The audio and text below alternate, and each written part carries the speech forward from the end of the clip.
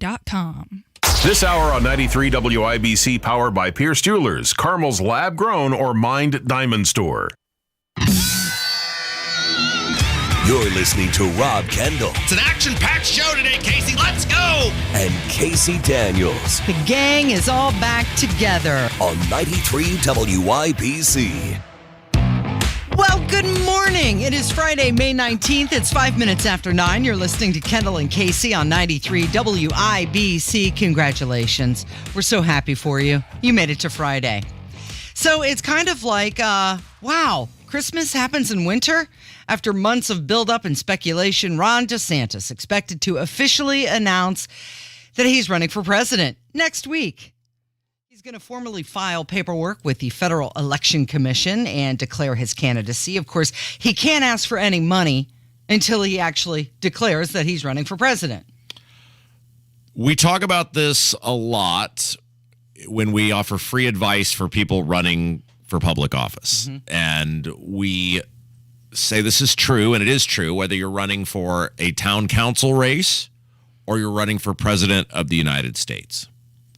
The worst thing you can do is get super wordy and super broad. You generally win your campaigns, all things being equal, right? Yeah. You know, obviously, if a guy like Jefferson Shreve versus Abdul, there was no shot. The guy had $1 gajillion. But in a case where all things are equal, and it's candidate v. candidate, and everybody's doing signs, and everyone's doing mailers, and everyone's doing ads, it is the topics that you choose to run on and how you run on those topics.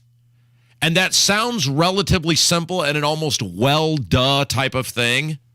But Casey, you would be flabbergasted the amount of candidates who believe they have to weigh in on every single topic. And they're not good at most of the topics, and they distract from the things that actually might resonate with the majority of people. And so having said all that, the challenge for Ron DeSantis, and I say this sitting here today, and I feel like I've been pretty good at politics, but I have no idea what those things actually are, because Donald Trump and his association with his very loyal, unwavering group of voters is markedly different than almost any other politician in American history, period. So I don't know what the 3 or 4 things are that Ron DeSantis should focus on, because I think there's so many people out there that no matter what he focused on, and no matter where he points out that he would be better than Trump, and no matter where he points out that he would govern more effectively or efficiently, especially in the areas of liberty and freedom and limited government spending, I'm not sure it matters. I don't know. I mean, in my head, I know what they are, but I'm not sure it's actually going to resonate. I think there are so many people out there, when you factor in the creative jelly bean counting that took place in 2020 in terms of tabulating the votes, the mass mail-in unaccountable voting, the votes magically switching in multiple states after midnight, when you factor in what happened during COVID, when you factor in the endless investigations of Donald Trump, when you factor in the weaponization of the Justice Department, of prosecutors across this nation against Donald Trump, when you factor in the raid on Mar-a-Lago, when you factor in the Durham report that just came out, I think there's so many people out here who they don't even care who the best person is. They don't even care who would govern more effectively or efficiently and spread liberty and freedom. This is about extending a middle finger to the rest of society, and I'm not sure you can reason with those people that you're the better candidate. Can you run on that? Here's my middle finger. I'm running for president. Well, he says that he's transformed Florida and turned it into one of the nation's leading red states, and he has the roadmap for the entire nation, being tougher on immigration, restrictions on gender and diversity instruction in schools, all of his giving back tax money to the taxpayers. He's been economically sound in his country. He's traveling across the country talking about his book, The Courage to Be Free. Can he run on that? Is that enough? Well, Ron DeSantis, by traditional Republican primary standards, is an A-plus candidate. I mean, he is, I'm talking pre-Donald Trump. Ron DeSantis, if you were to create the perfect Republican primary presidential candidate in a lab, it would have been Ron DeSantis. He was when everybody else was faltering, including other Republican governors, just like the one here on liberty and freedom, trying to put you in jail for not wearing masks, shutting down your businesses, shutting down society. He was open. He has dove in, head first into cultural issues that are popular with Republican primary voters and been very successful at them. He has been on the front lines of tax reform. All these issues that if you were to say, I'm going to run my campaign around these 3 or 4 things, and the look and the wife and the kids and the military service, he is by all standards an A+ Republican primary candidate. But then you throw Donald Trump into the equation, and he's going to have to figure out, how do you break those people from Donald Trump? And logic doesn't work. I mean, I told you that conversation I had the other day with someone I really trust and I very, very, very, very much admire. And that person said to me, you're right, DeSantis probably would be a much better governor in terms of governing the nation. You're right, DeSantis would probably be a much better candidate in terms of electability. But I'm so convinced it's all rigged, and I'm so convinced they've stolen it to Trump, and it's not going to matter. And I'm voting, as I said, to extend the middle finger to the left, to the cabal, to the. So I said, okay, we're done here. Yeah. I'm not. You're acknowledging what I'm telling you. It doesn't matter how great he is. Right. That's a vote on emotion. Exactly. Yeah. And so if the majority of people in a Republican primary are going to vote on emotion rather than logic, and they even recognize they're voting on emotion based on logic, wish you the best. Okay, well, Dick Morris, who is a Trump guy, he lays out DeSantis' strategy. The important point is on 2024, DeSantis is now effectively trying to do everything he can to stop Donald Trump from defeating Joe Biden. And what he's trying to do is to adopt a strategy of running to the right of Trump. He's telling the pro-life movement, for example, forget the 3 judges on the court, forget about overruling Roe v. Wade. You should oppose Trump because he doesn't support my proposal for a heartbeat bill on abortion, which means that if you can detect a heartbeat 6 weeks after pregnancy, you can, at that point, you can't have an abortion. And most women say, I didn't know I was pregnant then. And the standard that the American people have congealed around as a consensus is a 15-week deadline. And DeSantis is trying to squeeze Trump to the left on that issue, squeeze Trump from the right on that issue. And it's really potentially has the chance to help Joe Biden. Okay, so here's what DeSantis is going to have to decide. And only Ron DeSantis can make this choice. Are you all in now, or are you willing to live to fight another day?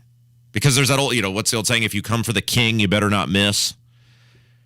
If DeSantis decides I'm all in and my moment is now, then I think there is a way that you could. I'm not saying it's going to work, but I think the strategy has to be you come at Trump full force and you, as we often talk about, hold the mirror up and make every Trump voter acknowledge what they're voting for, which is Donald Trump, as the head of the federal government, was the facilitator of the lockdowns and the shutdowns via the bribery to the states that allowed them to do that. If Donald Trump and Todd Young and Mitch McConnell and Nancy Pelosi hadn't sent billions of dollars to Eric Holcomb, he could not have shut a state down.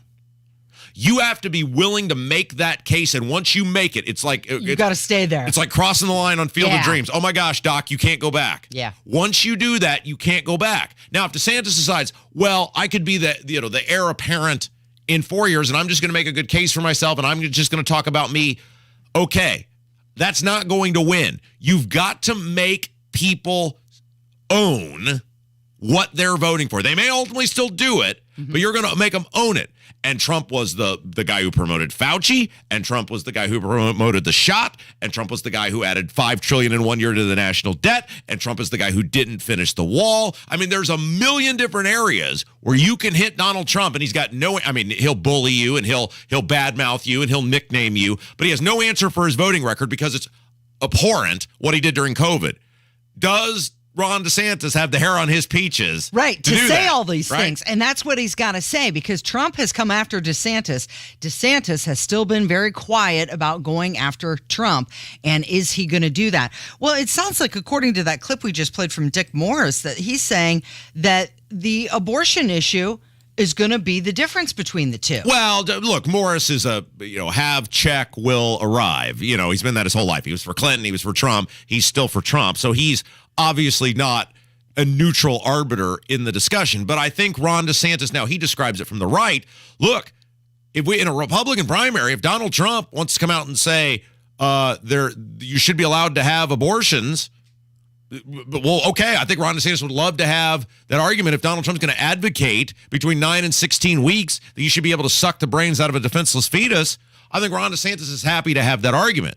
But I think the overall conversation for DeSantis has to be about the actual voting record of Trump, because Trump can't say, and he tried to do it in that CNN town hall, oh my gosh, look at these judges I put that are so pro-life. Okay, well, do you support a national abortion ban? Well, yeah, he was really uncomfortable about that. He didn't question. want any part of that. And right. I think, especially with people who that is their issue, DeSantis can make headway on that, because then you can cut Trump's legs off on the judges if he's not, well, my judges were so pro-life. Okay, do you support a national abortion ban? Well, then how pro-life actually are you? The point is in all of this, these are the side issues, though. And you know me, life is a very, very important issue for me. I'm saying to the general public, though, in the confines, the box where the majority of the public lives and votes, the liberty and freedom stuff, the COVID stuff, the shutdowns, the lockdowns, I think is the most effective argument that DeSantis is going to have against Trump. Okay, now we've been talking for quite a while that it's Trump and DeSantis. These are the two guys, but the field is getting much more crowded now. You've got Nikki Haley, you've got Asa Hutchinson, you've got Perry Johnson, this guy from Michigan. Yeah, exactly, this guy from Michigan. Mike Pence talking about getting in, Chris Christie talking about getting in, some other governors from North Dakota and Chris Sununu. And now the mayor of Miami, Florida says that he's not ruling it out either. He's strongly considering throwing his name. Well, sure, why not? So let's just everybody's going to run for president this year. But again, notice I didn't mention Vivek until just now. Okay, let's take a break. When we come back, DeSantis, I want to play this audio from DeSantis because he's all in, and rightfully so. They've got a bill passed that says if you're a dude, you go in the dude's locker room. Yeah. If you're a chick, you go in the chick's locker room. That should be pretty straightforward. Right, cut and dry. It's 2023, Casey, so now we've got to pass laws saying right, that. Exactly. Kendall and Casey are on 93 WIBC. We would listen to the race on the radio. My brother and I would always end up in the back of a station wagon. We'd get to listen to the race, looking out back. Can't watch the race on TV, it would be blacked out. The magic of May. We would listen to the race on the radio. The traditions. The race could be heard throughout the entire house. The guys on the IMS radio network are the absolute best. The memories. We would go camping sometimes and listen to the race on the radio. For more than 70 years, your home of the Indianapolis 500. 93 WIBC.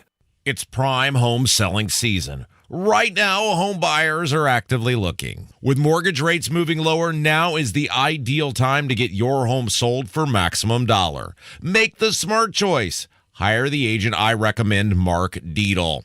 Maybe you want maximum equity for your home, but not sure how. Mark Dietl guarantees your home sold at an agreed-upon price and deadline, or he will buy it. Listen to what Tom and Carol in Indianapolis had to say about working with Mark Dietl. We needed to sell my parents' house quickly to move them to a place that could care for them better. We heard about Mark Dietl on the radio. We hired him, and he is exactly as advertised. After multiple offers, the home was under contract in days. A challenging time was easier thanks to Mark Dietl. Call the agent I trust and recommend for the details. Mark Dietl guarantees your home sold or he'll buy it. Call Mark Dietl at 317-755-4232 or go online to markdietl.com. That's Mark, DIETEL.com. Taking the family on a little road trip to Wisconsin later this summer, and you can bet I am not leaving without my AAA card. So if the family truckster breaks down in the middle of nowhere, I have that peace of mind that AAA has my back. Plus, you can get complimentary travel planning and access to discounts on hotels, cruises, rental cars, and much more. They can make sure you get the best price on your next vacation just by being a AAA member.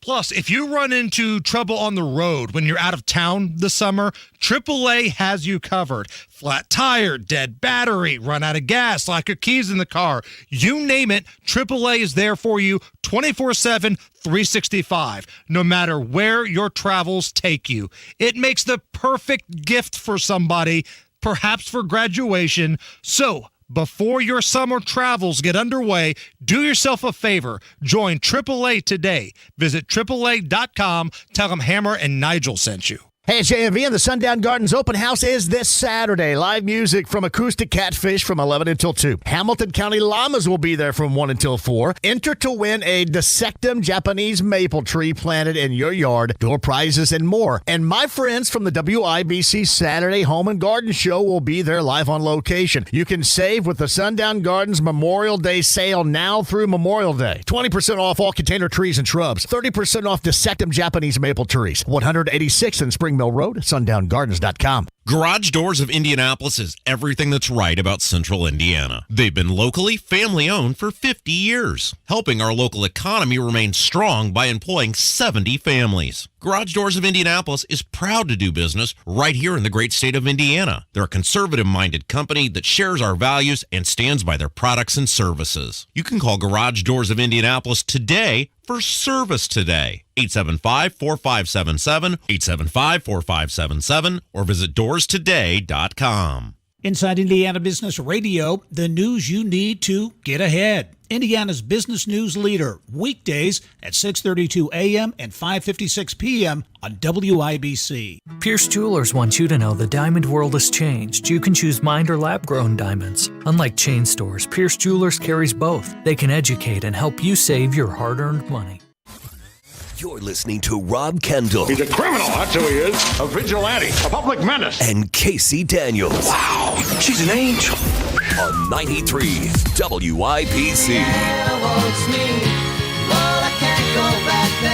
22 minutes after 9, it's Kendall and Casey on 93 WIBC. And trending this hour, the Indianapolis Motor Speedway. They have announced the Grand Marshal for the 107th running of the race, which will take place on Sunday, May 28th. Who is the Grand Marshal? Stephanie Beatriz. Who? Exactly. I don't know who this is either. And I think maybe it's because I don't have any young children anymore that are into all of the Disney movies, but she is an actress and she did the voice of Mirabelle in the movie Encanto. The movie what? Encanto, yeah. She's going to be this year's Grand Marshal. So great on her. And I guess the theory is that Stephanie who? Yeah. What's her name? Beatriz. Okay. Beatriz. How do you spell it? Beatriz.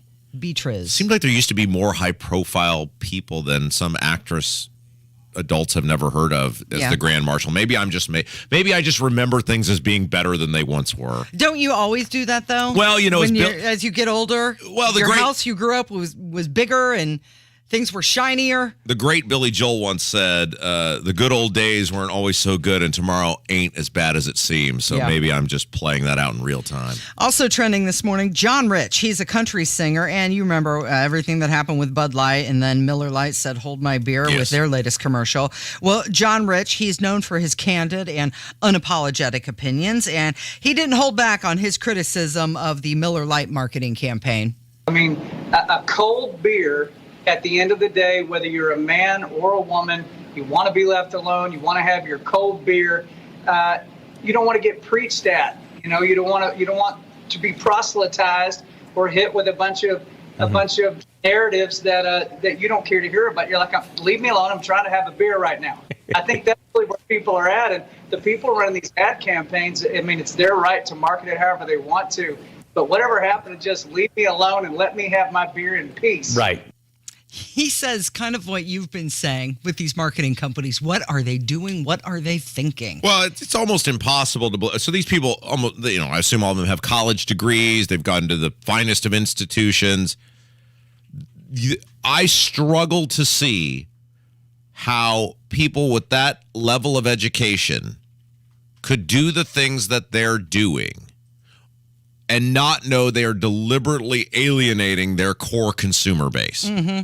Ford is now in this game as well. I don't know if you saw this commercial, but Ford put out a commercial with one of their trucks, and it's a rainbow truck. Oh. Yeah. Well, and look, again, I am just a guy. Now, I was on the dean's list, Casey, so I was at the top of my schooling, but just a guy with a general studies degree.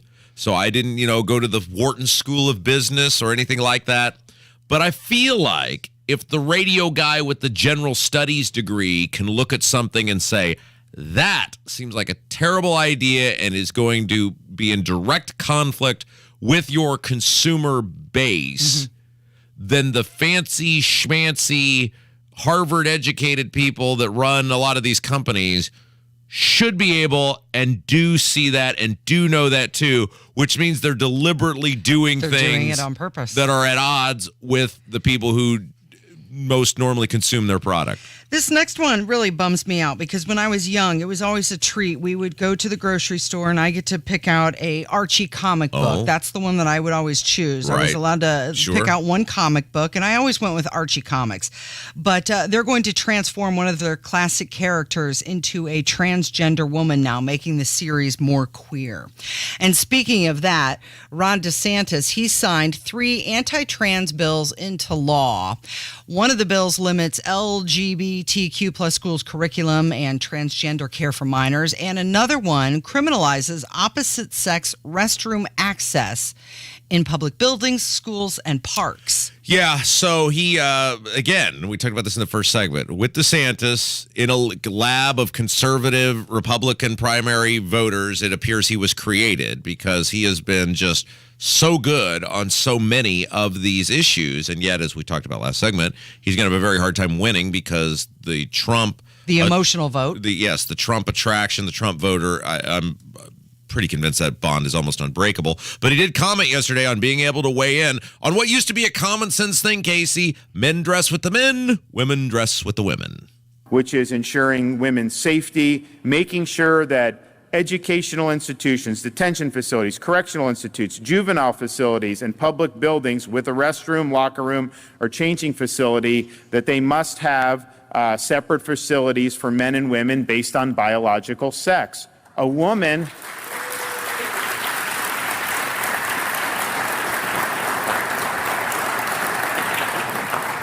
A woman should not be in a locker room having to worry about someone from the opposite sex being in their locker room. And it's happening with athletics, with our girl athletes and women athletes, also with some of these other things, whether it's a prison situation, whether it's just these restrooms. We want to make sure that our girls and our women are protected. And so this bill does that and makes sure that they're not going to be exposed to situations that are not in their best interest. So DeSantis and Trump, they could pit against each other on this topic because Trump did legislate against transgender people when he was in office, including through a ban on military service. All right, let's take a break. When we come back, this was a crazy day on Capitol Hill yesterday. This FBI whistleblower, this guy used to work for the FBI. He got bounced out of the FBI. Garrett O'Boyle is his name. And what he had to say yesterday about the FBI, unbelievable. Yeah, it's Kendall and Casey on 93 WIBC.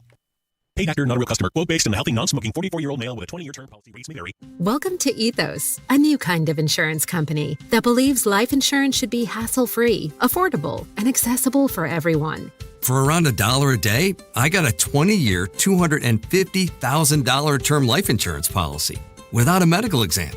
All I had to do was answer a few health questions and snap, family protected. It was quick and easy. Ethos is 100% online. I got a quote in seconds, applied in minutes, and got coverage in hours.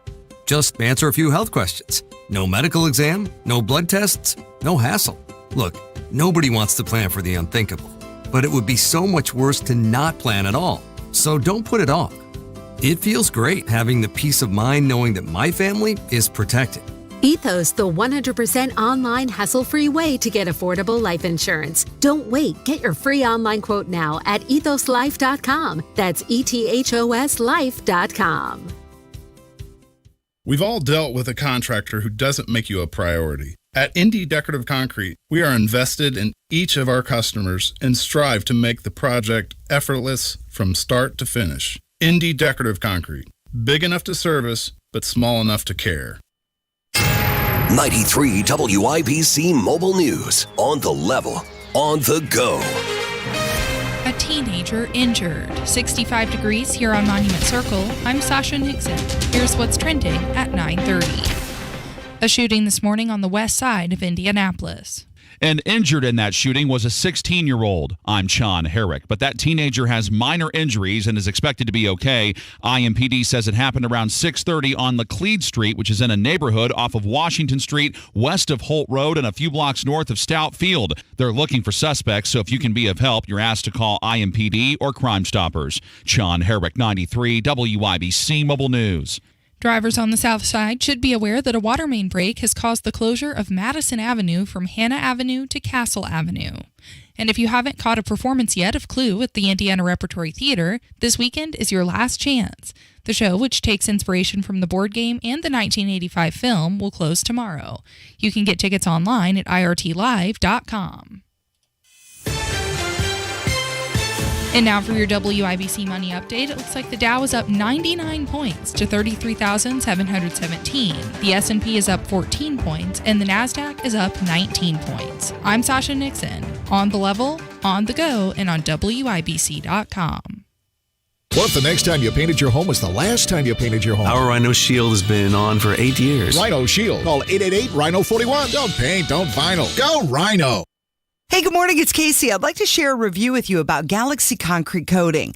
Glenn said, excellent company and great product. I recently had their coating installed on my patio and front entry steps. They made sure I got the best deal. From start to finish, they communicated very well. It changed the whole look of my home, and I would recommend them to anyone. Call them today in Fishers, 317-751-9070. It's not as expensive as you might think for indoor and outdoor concrete. It's Galaxy Concrete Coatings. Mom, Dad, Sis? Here we go again. Why are you in a suit? Picture, if you will, a world with the best network imaginable. I'm talking about the Xfinity 10G network. Go on. Mom, remember how your reality shows wouldn't load with all of us online? Now you can binge. And Susie, we'll have fast internet in the basement. Nice. If you have any questions, here's my card. This is just your name on a gum wrapper. Introducing the 10G network only from Xfinity. The future starts now.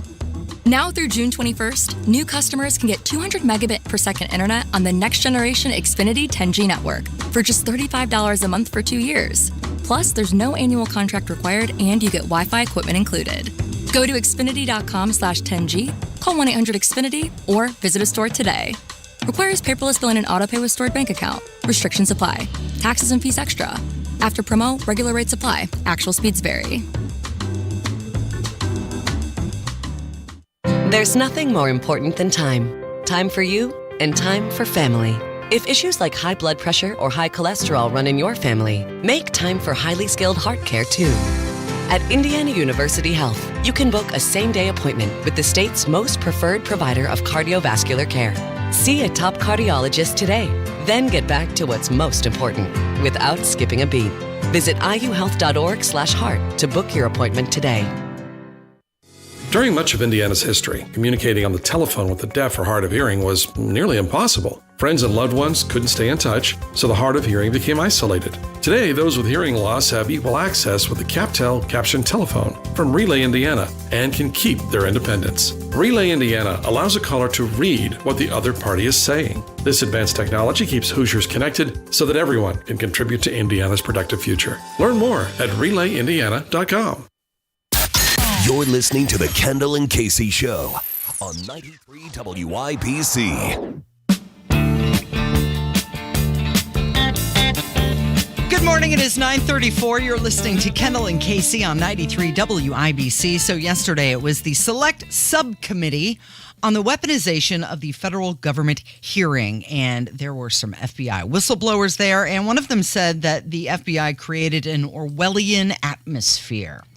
He made it so people didn't want to speak up because they were too scared that their life would be ruined. Yeah, so there were multiple people who talked yesterday, and the one that's getting all the attention is this guy, Garrett O'Boyle, and he was a former FBI agent. I believe he was a member of the military before that. He was out of the Miami Bureau. Yeah, and his his testimony yesterday was so incredibly powerful because he essentially confirmed what, I mean, look, you just look at the actions and you realize what's going on, but this is a guy who was on the inside who essentially yesterday confirmed that there is a weaponization of that area of our government with, arresting powers and investigative powers and all points in between. And they were, whatever word you want to use, actively working against Donald Trump, both as a candidate for president and as the president of the United States. And why wouldn't it be, again, now as once again, a candidate for president? It was shocking. So, couple of clips I want to play for you because it was a long thing. Here he says that the FBI regularly instills fear into their agents to do what they want rather than what's right. Despite our oath to uphold the Constitution, too many in the FBI aren't willing to sacrifice for the hard right over the easy wrong. They see what becomes of whistleblowers, how the FBI destroys their careers, suspends them under false pretenses, takes their security clearances and pay with no true options for real recourse or remedy. This is by design. It creates an Orwellian atmosphere that silences opposition and discussion. We know what is right to do, yet we too often refuse to do what is right because of the difficulty and suffering it incurs. I couldn't knowingly continue on this path silently without speaking out against the weaponization I witnessed, even if it meant losing my job, my career, my livelihood, my family's home, and now my anonymity. It's up to members of this committee, current and former FBI employees, and indeed all Americans to ensure that the weaponization of our own government against the people comes to an end, no matter the personal cost. Okay, so Republicans are framing that these whistleblowers are courageous for coming forward, but Democrats, on the other hand, are saying that, they're questioning the access that they had to the information, and they're questioning their credibility. And in some cases, they're saying that these people aren't even whistleblowers. Of course, right? Yeah, because just like what he said, they're going to question your credibility. Yeah, and so that was his opening statement. Like I said, there's so much in between, but he, the close of his testimony, commentary, whatever you want to call it, was incredibly powerful because, and he takes a question from one of the congressmen here. He closed, the scared O'Boyle, by saying the FBI will crush you if you try to expose them. All of the hardships you've gone through. If one of your really good friends, your former colleagues, came to you and said, I have this thing that is being covered up, and I think the American people need to know about it, what advice would you give them? I would tell them first to pray about it, long and hard. And I would tell them I could take it to Congress for them, or I could put them in touch with Congress, but I would advise them not to do it. So you would legitimately try to protect one of your colleagues from doing what you have done? Absolutely. And how do you think that solves being able to shine light on corruption, weaponization, any kind of misconduct that exists with the American people? It doesn't solve it. But the FBI will crush you. This government will crush you and your family if you try to expose the truth about things that they are doing that are wrong. And we are all examples of that. I can't think of a more sobering way to end a hearing. I yield back. That's chilling. Here's a guy who's just trying to do his job, shine light on the truth, and he was punished for it. You know what it reminds me of? It reminds me of the guy in New York, Daniel Penny. Yeah. Just trying to do the right thing, and then it gets turned around on him. Yeah, that's a great point, Casey. All right, I did want to play this, though, because I thought Alan Dershowitz, famed attorney, probably best known for representing one of 10,000 people who represented O.J. Simpson, but he was actually Trump's attorney during impeachment number 2. And Dershowitz is interesting because he's a super liberal, and he was very adamant. I voted against Trump both times, but Trump is getting totally railroaded, and this is ridiculous what they're doing to him. He was on Newsmax yesterday, and he had what I thought was a really interesting take on this, because the narrative has now become the FBI is arming themselves, working themselves against Republicans. And Dershowitz says, no, you guys are missing this. They're not anti-Republican, Many of these people are Republican. They're anti-Trump. And this is what we have been saying on this show for a long time, which is there is a huge void between Republican and conservative now.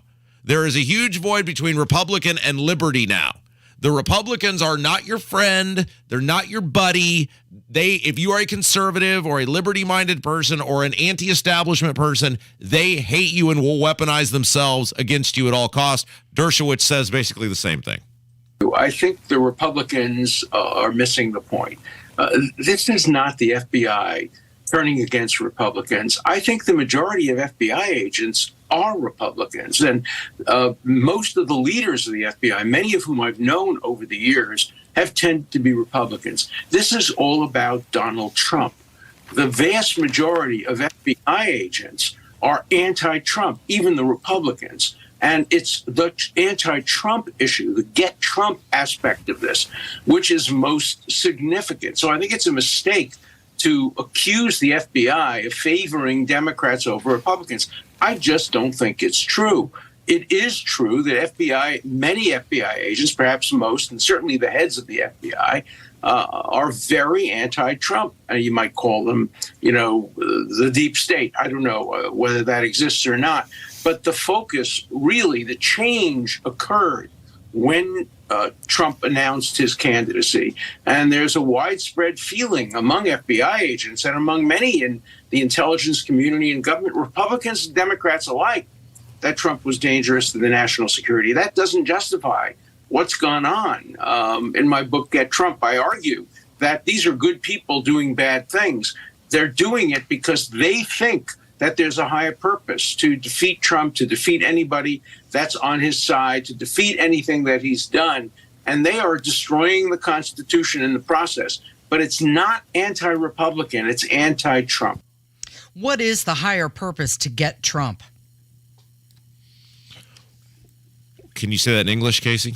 Dershowitz just said it's a higher purpose. The higher purpose is to get Trump. What is that higher purpose? Well, what did George Carlin say years ago? It's a big club, and you're not in it, right? And so Trump was the guy. It's the whole reason I supported Trump and voted for him the first time. I was not under any delusion that Donald Trump was going to be a conservative or a liberty-minded president. But I knew Donald Trump was so hated that he would. We got into this yesterday with Hammer and Nigel. It is really easy for somebody to come off as being the nice guy when they always get their way. And you know where you see this more than any other place in Indiana, Casey, is our public schools. These superintendents, these school boards, as long as they're getting their way, as long as they're getting whatever they want, which they normally do, well, it's really easy to be a really nice guy. It's really easy to be above reproach. It's very easy to be distinguished. But when you push back on them, whether it's on SEL or DEI or CRT or referendums or whatever, this highly egregious stuff that these school systems do on a daily basis, well, then the nasty comes out because the mask gets pulled back because that's who they are when they're not getting their way. And what you have seen with our government, and Trump did a phenomenal job at this, is the one thing Trump did really well, is he exposed who these people are entrenched in deep within the government. And so that is the higher power, right? That is the higher purpose. They have to get rid of Trump so that they can ensure business as usual. Right, keep being the nice guys. These whistleblowers are alleging that the FBI has inflated statistics on the domestic violent extremism. And also, New York Post is reporting that the FBI dropped 4 probes into Hillary Clinton ahead of the 2016 election. All right, when we come back, Casey. Yeah. There's something very weird going on in Indiana, and that is that our old pal Lockdown McGee, High Tax Holcomb, whatever we're calling him today, still has not endorsed his sitting lieutenant governor. Aren't they besties? She has been so silent and so supportive of the tax increases and the lockdowns and the mask mandates and the growth of government and all the spending and the trails and just all of it, and he will not endorse her. You're listening to Kendall and Casey on 93 WIBC. Coming up on Tony Katz today, what did the FBI whistleblowers have to say?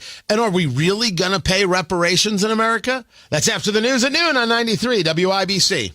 Welcome to Hopes for the 500, presented by Hope Plumbing. I'm Brendan King. For the second time since winning his fourth career Indy 500, Elio Castroneves has a chance to become the originator of the five-time Winners Club. More after this. When Jack Hope and Brad Persig built Hope Plumbing out of their garage, they had no idea their small plumbing company would have such an impact. You may know Hope Plumbing for their honesty, their customer service, and their community involvement. They're your real neighborhood plumber, and they care deeply about the safety of your home, but also about you and this city. When it comes time to choose a plumber, choose an honest one. Make Hope Plumbing part of your story and your victory. HopePlumbing.com. Castroneves joins the four-time Winners Club. He wins the 105th running of the Indianapolis 500-mile race. It's an opportunity for Elio to become the most decorated driver in Indy 500 history. This has been Hopes for the 500, presented by Hope Plumbing. Contaminated meds took Carrie's vision and her hope. A shooting stole Ray's sight and his dreams. To those who experience it, vision loss is devastating. But the programs of Bosma's Center for Visionary Solutions offer a return to independence.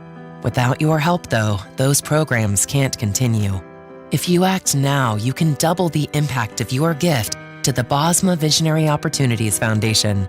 Change lives today at bosma.org/donate.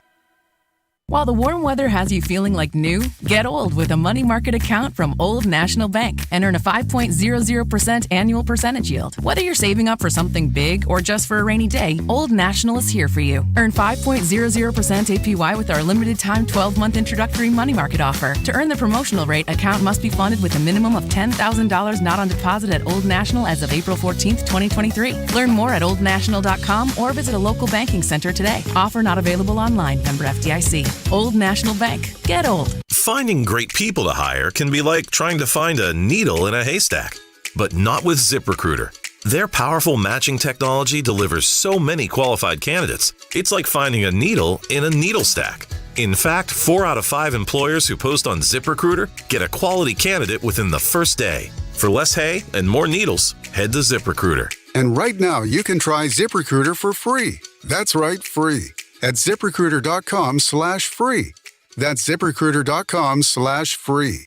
The Home and Garden Show hits the road again this week, and we're headed to Sundown Gardens in Westfield. Join us live with Pat and Denny this Saturday at 9 a.m. at Sundown Gardens in Westfield. For more info, go to WIBC.com. You can have a socialite, caviar, honey, champagne.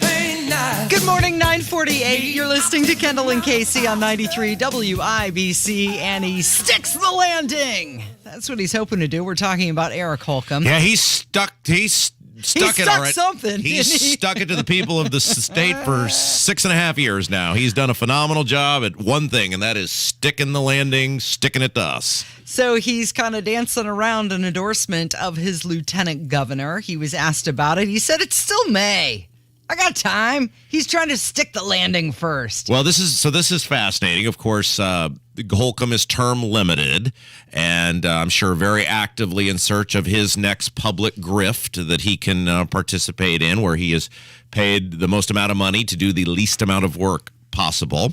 And as being term limited, his very silent, supportive governor, Suzanne Crouch, who, of course, Casey, we know, has been totally silent as Holcomb met with Malik Mohammed, the VIP meet and greet. Malik now, of course, in prison out there in Portland for attempting to kill cops. And you may remember Malik led that very angry mob down to the governor's mansion, threatened to seize the mansion on live TV. And Holcomb's response to that was not to put him in jail so that he couldn't endanger others in the future, like in Portland trying to kill cops. Holcomb not only let him walk, he had a VIP meet and greet with him and let him write part of the police reform bill. Suzanne didn't say anything about that. You may remember Suzanne being totally silent when Holcomb tried to put you in jail for not wearing a mask, which would have been the law in Indiana had Curtis Hill not intervened on that. You may remember Suzanne being totally silent when Holcomb shut the state down, put over 1 million people out of work, closed tens of thousands of businesses, many of them never to reopen. So Suzanne, very supportive of that through her silence. You may remember Suzanne being incredibly silent through all the Holcomb tax increases, the largest in state history. It goes up every year, including $90 million in new taxes on gas in the budget. Suzanne, very supportive and silent on that. All of these things, I mean, we could be here for a whole show talking about how silent and supportive Suzanne Crouch has been of Eric Holcomb. And yet, I mean, it would be like, you work with someone for 6.5 years and they have just been totally supportive, and you re-upped with them, a contract with them when you ran together again, and you won't throw your public support behind them. Boy, with friends like that, Casey, who needs enemies? Okay, so he's saying that there's something to be said for going out there and making sure folks understand that you're your own person. Speak for yourself. People need to feel liberated to do that. She hasn't spoken up in 6 years, but now he's saying, go speak up for yourself. Well, and let's remember, that's hilarious on so many levels, because essentially Suzanne Crouch's entire rise through state government has been by people giving her stuff. Suzanne Crouch being her own person is laughable. She was given the state auditor's position by Mike Pence. By the way, as I know I've said this numerous times, I'm so excited for Mike Pence to declare he's running for president, and then we can talk all about the time I worked in the state auditor's office. I worked for three state auditors there, Casey, in about 6 months. And boy, that was a wild and wacky time, and so many really interesting things happened there. And I've been sitting on that story for about 9 years, and so I'm really excited to talk about that. And Suzanne's in there; she's part of that, and so she was given that. Then she was given the lieutenant governor's position when she was chosen by Holcomb to be lieutenant governor. So that is a level of laughable I can't even describe, that she's her own person. She's standing up for herself. Well, he went on to say that he doesn't want people to think that she's a clone of him, and that she's devoted her entire adult life to public service, and that people need to get to know her. But yet, where is she? Where is Braun on this governor's race? Where is Eric Doden on the governor's race? Isn't it time for these guys to start speaking up and telling people what they stand for? Well, and she is rolling out, she being Suzanne, I call it establishment-palooza on these endorsements. Greg Pence, Larry Bouchon, the mayor of Noblesville. I saw Wendy McNamara in there. I mean, so this idea that I'm totally distancing myself from Holcomb and his cronies. Get lost, lady. Is this the sort of situation where maybe you don't want his endorsement? Well, I think that's part of it, right? No, I'm good. Don't endorse me. That may very well actually be part of it, because she knows what a complete poison he is in terms of conservatives who will vote predominantly in a Republican primary. Now, what's interesting, Casey, and I was just told this last night, there's a big announcement coming on June the 5th. Our friend of the show, Micah Beckwith, said, I have a big announcement at the State House June the 5th. However, before I venture over to the State House to make the announcement, I'd like to come by your radio show first. Perfect. So I am told there's going to be a big announcement from Micah Beckwith June the 5th. And I don't want to speculate, but if we might just take a little detour here. Okay. The fact that your choices as governor right now, because let's face it, whoever wins this primary, whatever underachiever wins is going to be the governor in all likelihood, is Doden, Braun, and Suzanne. It underscores, and again, I have no idea what Micah's announcement's going to be on June the 5th, so we'll all be surprised when he comes in here. It does underscore the delegates to the Republican convention picking a lieutenant governor who is not the chosen choice of whoever the governor nominee is. You cannot trust any of these people. You cannot trust Doden. You cannot trust Braun. You certainly cannot trust Suzanne Crouch, because what are they doing now? Well, she had an opportunity to hold Holcomb accountable and did not. So maybe a different lieutenant governor will hold one of these other people. That is your only shot. Because, look, even Braun, Braun tries to take this conservative mantle, whatever you want to say, in Washington.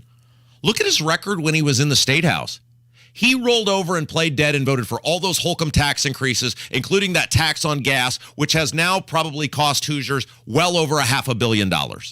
If you're stupid enough and willing to vote for that, you're not a conservative. You're not looking out for the taxpayers. So whoever of these three people it's going to be, we really need, and the fact that, Suzanne Crouch could have been a hero.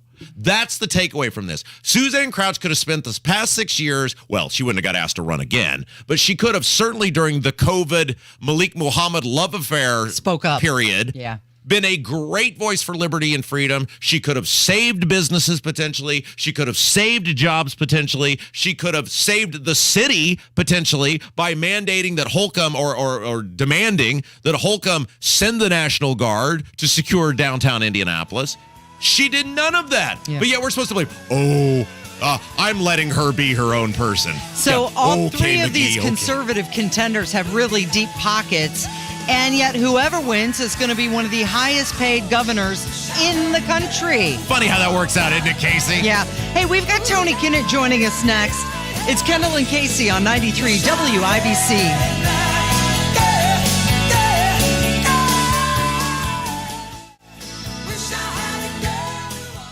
Hey, it's Rob. I started losing hair around my crown and my hairline was starting to recede. I went to We Grow Hair Indy and they helped grow my hair back. My friend Dave First, a sports broadcaster for over 20 years, also struggled with hair loss. Dave, what happened? My thinning hair was bothering me. For me, I'm in the public eye. I'm a dad also, and I want to look and feel my best. And if I'm going to do something about my hair, I want to go with the best. We Grow Hair Indy. They really set the standard.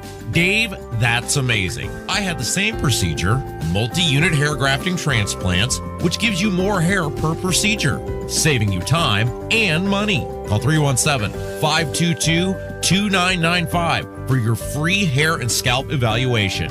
Find out if hair transplants or PRP is right for you.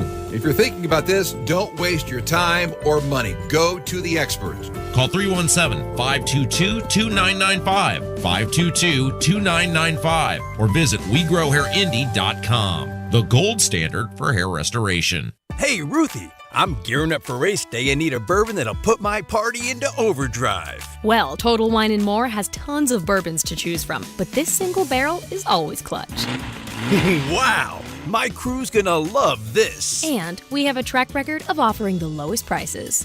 Woohoo! This low price was definitely worth the pit stop. With the lowest prices for over 30 years, you'll always find what you love and love what you find. Only at your Total Wine & More in Indiana. Drink responsibly, be 21. If your leaky chimney is at it again, there's only one place to call. That's Chimney Solutions. Chimney Solutions has over 20 years of experience inspecting, sweeping, and troubleshooting chimney systems. From repairing your masonry to waterproofing to chimney caps, they handle it all with craftsmanship guarantees. The Chimney Solutions team is Chimney Safety Institute of America certified and members of the National Chimney Sweep Guild. Call Chimney Solutions today at 317-757-6979. Online at chimneyindy.com. That's Chimney Solutions. At Uline, the prevailing opinion is, if you don't live it, you don't believe it. The people at Uline believe in hard work, and they live it by being there 24/7 to answer your call, having 41,000 items in stock, and offering same-day shipping from 12 locations across North America. Business owners, sellers, buyers, shippers, and packers believe it. Uline is the hard-working, dependable source for your shipping and industrial supplies. Visit uline.com. Take as little as 3 minutes to see if you could save on motorcycle insurance with Progressive. Come on, you've spent more time than that debating your accessories. Could use some new riding gloves. Guess I'll go with black leather again. Just seems so basic. Wait, what if I did white leather? People be like, hey, this guy's different. Or they might be like, hey, this guy looks like a butler. Yeah, okay, black leather it is. Get a quote in as little as 3 minutes at Progressive.com. Progressive Casualty Insurance Company and Affiliates. I'm attorney Daryl Isaacs, the Hammer. If a car accident has left you with a concussion or memory loss, you could be suffering from a traumatic brain injury. Just click to get help quick, so we can help you get the medical attention you deserve. Go to WeWin.com. That's WeWin.com. It's JMV and the Sundown Gardens Open House is this Saturday. Big savings, live music, llamas, and more. 186th and Spring Mill Road. That's sundown.gardens.com. A teenager injured, getting around the city, and found guilty. I'm Sasha Nixon. All of that and more coming up from the Peterman Brothers Heating, Plumbing, and Electrical Studios after Fox News. You're listening to 93 WIBC, WIBC HD1 Indianapolis. It's 10 o'clock. He's asking for a lot more help fending off Russia's invasion. I'm Dave Anthony, Fox News. Ukraine's President Volodymyr Zelensky went to Saudi Arabia today, meeting with Arab leaders. A noble call to all of you to help protect our people, including Ukrainian Muslim community. The Saudi Arabian Crown Prince offering to mediate talks trying to end the war. Now, Sunday, Zelensky will go to Japan to meet with President Biden and other world leaders at the G7 summit. They pledged to help Ukraine as long as it takes and are also working on what a senior White House official calls a de-risking from China. Careful not to use the word decoupling. The Chinese very upset, saying that the G7 needs to stop hyping the China threat. The fact is, though, China has been helping the Russian economy, buying their products, as well as companies in China giving items to Russia that could be used in military equipment. Fox Business Network's Edward Lawrence at the summit. The U.S. military is backing off a claim earlier this month that a drone strike in Syria killed a senior al-Qaeda leader. The family of the man hit by a missile says he wasn't part of a terror group, just tending to his sheep. There was a shooting at a manufacturing plant in Ohio. It looks like a targeted attack against one male victim who has been pronounced deceased. Marine Police Sergeant Andrew Parrish says the gunman also wounded somebody else, then shot himself. Both are hospitalized. In New Mexico, they've released body cam footage from Monday's mass shooting in Farmington. That's when police killed the 18-year-old gunman, Bo Wilson, who was on a shooting spree, firing at random, walking down a street. Now, Wilson was a high school senior just one day away from graduating. On a neighbor's Ring video, you can hear him yelling, "Come kill me. Police do not have a motive," but they found a note in his pocket saying, "If you're reading this, I'm the end of the chapter." Fox's William Lajeunesse. 3 women were killed. A 97-year-old and her 73-year-old daughter. A 79-year-old also died. 6 others wounded. America's listening to Fox News. 93 WIBC Mobile News. On the level. On the go. A teenager injured. 67 degrees here on Monument Circle. I'm Sasha Nixon for Stockyards Bank. Here's what's trending at 10:02. A shooting this morning on the west side of Indianapolis. And injured in that shooting was a 16-year-old. I'm Sean Herrick. But that teenager has minor injuries and is expected to be okay. IMPD says it happened around 6:30 on Laclede Street, which is in a neighborhood off of Washington Street, west of Holt Road and a few blocks north of Stout Field. They're looking for suspects, so if you can be of help, you're asked to call IMPD or Crime Stoppers. Sean Herrick, 93 WIBC Mobile News. Drivers on the south side should be aware that a water main break has caused the closure of Madison Avenue from Hannah Avenue to Castle Avenue. This break could impact the area until 3 p.m. A man accused of murdering a Muslim man back in 2019 has been found guilty. Kurt Darling reports. Dustin Passarelli, who is a veteran of the U.S. Army, is said to have shouted, "Go back to your own country," right before opening fire on Mustafa Ayubi. It was a road rage incident, say investigators, as both were driving in Indianapolis. Witnesses who saw what went down told the jury what happened, and that, along with other evidence, was enough for them to convict him. He faces a long time in prison. Kirk Darling, 93 WIBC Mobile News. A restaurant in Whiteland will be raising money today for the family of the 15-year-old girl who died earlier this week. Wits Inn on North US 31 will be donating 20% of its food sales today to her family. You can purchase food from the restaurant between 9 a.m. and 10 p.m. to support the fundraiser. Elena Dildine drowned after having a medical emergency in a swimming pool during her physical education class Tuesday. The average price for gas across the state is currently $3.53 per gallon, according to GasBuddy.com. That's just 1 cent above the national average. I'm Sasha Nixon, on the level, on the go, and on WIBC.com. What would you do with a little extra cash? Quick getaway, organic fruits and veggies, mini shopping spree? It's all possible with Stockyards Bank Extreme Checking. Earn 4% annual percentage yield on balances from $1 to $10,000 by doing things you already do every day. Just swipe your debit card at least 10 times a month on purchases of at least $5, set up a direct deposit, and enroll in e-statements. Splurging is easier with Stockyards Bank. So what would you do with a little extra? Visit syb.com/extreme to learn more today. Member FDIC, Equal Housing Lender. This hour on 93 WIBC, powered by Pierce Jewelers, Carmel's Diamond Engagement Ring Store. You're listening to Rob Kendall. It's an action-packed show today, Casey. Let's go! And Casey Daniels. The gang is all back together. On 93 WIBC. 93 WIBC. It is the Kendall and Casey show. I'm Rob Casey's here. And once again, it seems like it's an almost daily occurrence. There is so much drama in the public education system in the state of Indiana. And when we talk public education, there's only one guy we can think of, our good friend Tony Kennett. You can find him over at thedailysignal.com. This week, Tony, we go to Pendleton, where a counselor was let go for having the audacity to be transparent and tell the parents of the students what the policies of the public education system was. She's now suing. Tell us what's happening. Well, what's happening is the district is getting what's coming to it. And I don't feel bad for the district at all because it did this to itself. When you take a teacher or a counselor and you punish them for things that they did after hours that had nothing to do with the school, when they are simply expressing their First Amendment rights of freedom of speech, freedom of religion, and commenting about a policy that they do not agree with, that's it. And you fired the teacher for that? What kind of standard are you setting as far as civics and instruction education for your students? You know, what kind of message are you sending to the community, to other teachers in the building? And I'm thrilled to see some comeuppance coming this way. The Alliance Defending Freedom is a fantastic law firm.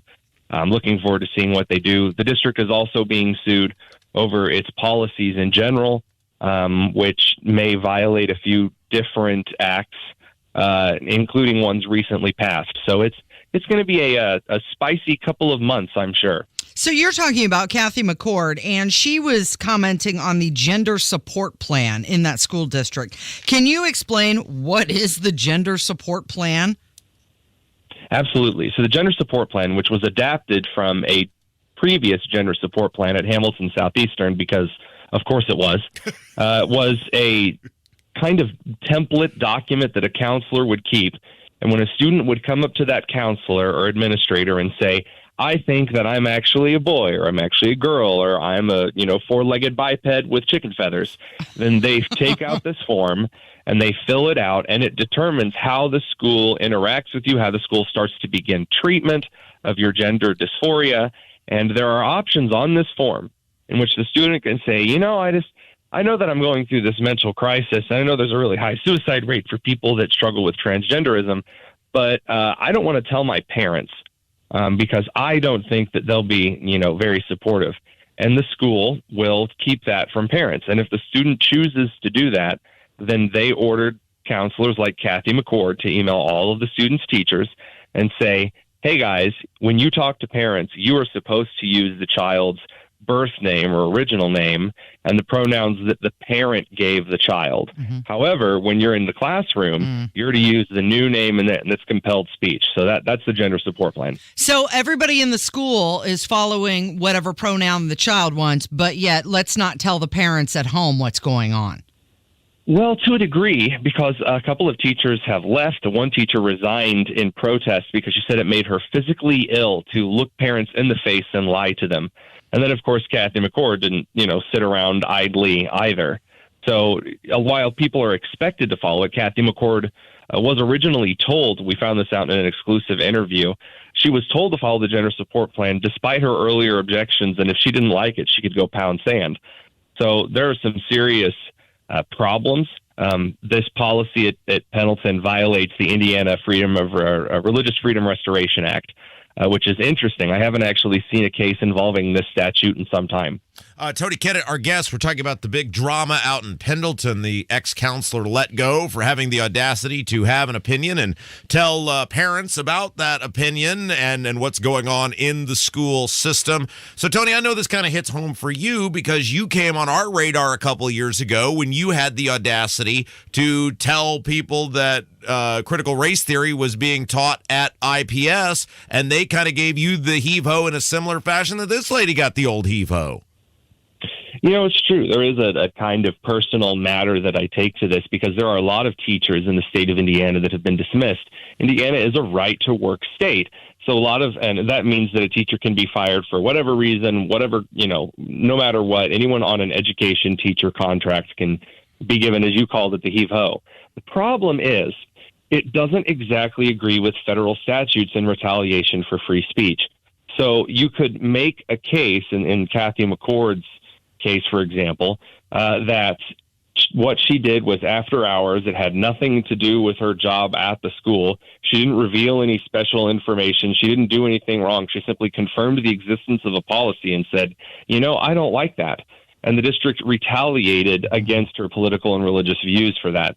Officially, Indianapolis just fired me because they said that I didn't go to a meeting and that I was on Twitter on my phone during the day sometimes, which both of those weren't true. But my wife was dealing with preeclampsia, and we didn't really want to deal with a big, messy lawsuit.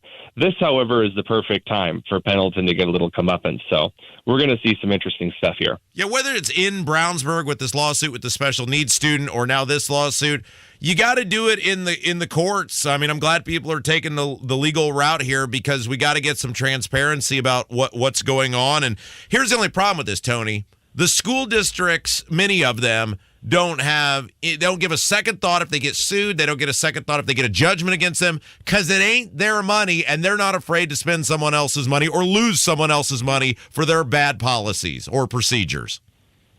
Again, when the districts think that they can do whatever they want and they just think that parents are just these big, dumb gorillas, as we saw in that email from that Connecticut Democrat representative, or actually, New Hampshire state representative, in which they said, shut up, let the schools do their job, and you're not a professional, just stay at home and be a parent. That's the attitude that a lot of school administrators have. And when you put those things into practice, it becomes a very disturbing environment to raise and educate children in.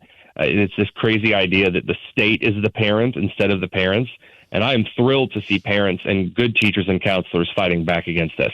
Tony Kinnett joins us on the drivehubler.com hotline. Okay, so she says that she would like to have her job back. I'm talking about Kathy McCord, who is this counselor who was let go. Is she suing for wrongful termination? Is that what it is? And do you know where the lawsuit is at currently?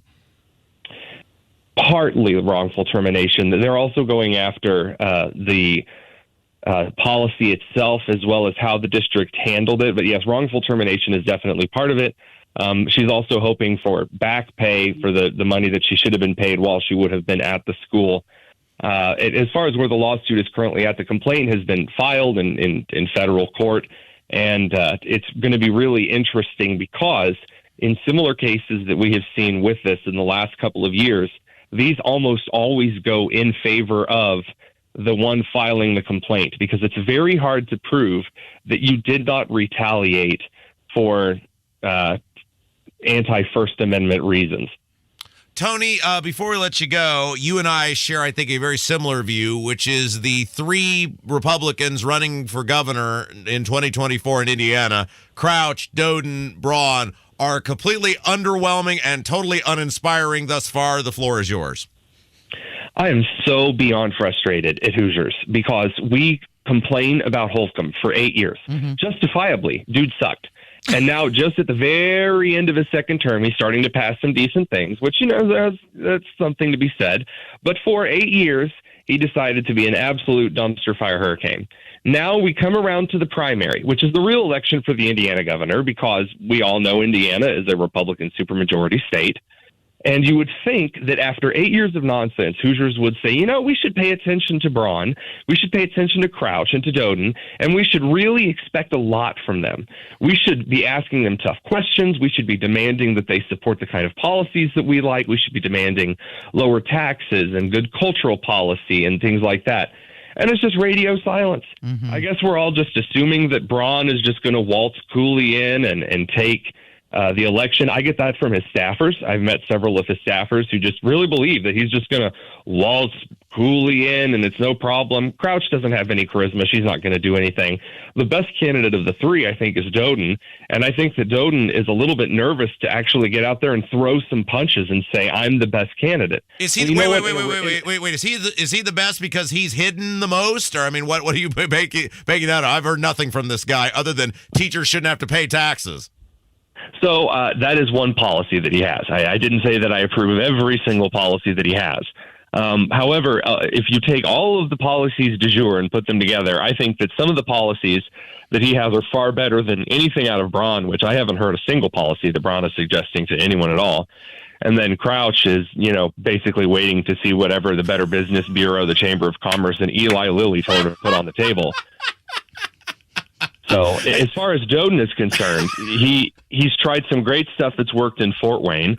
I have liked some of his small town focused policy approaches. Some of his stuff is a little bit rougher and needs work. But again, what you said is true. He's not out there telling people, these are the policies that I want to enact. This is what Indiana needs, except for broad stuff. And it's just not going to be effective in a primary. And that's why it's so frustrating to me.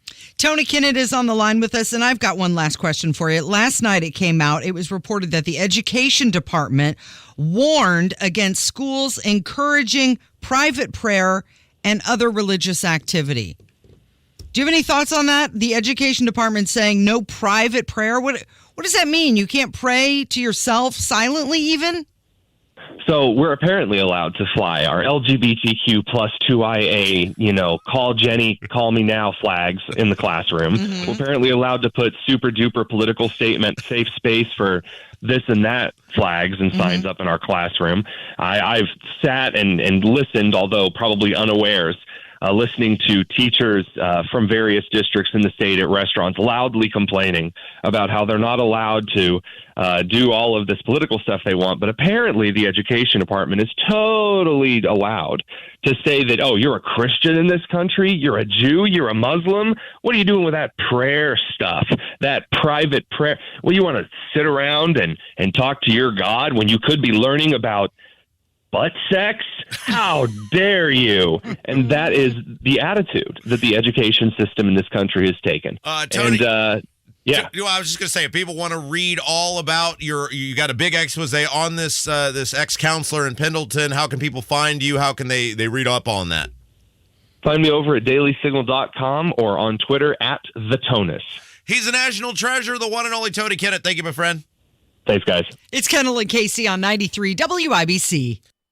The pothole. Formed in colder months, tiny fissures are born, and in no time at all, they grow into big, gigantic tire killers.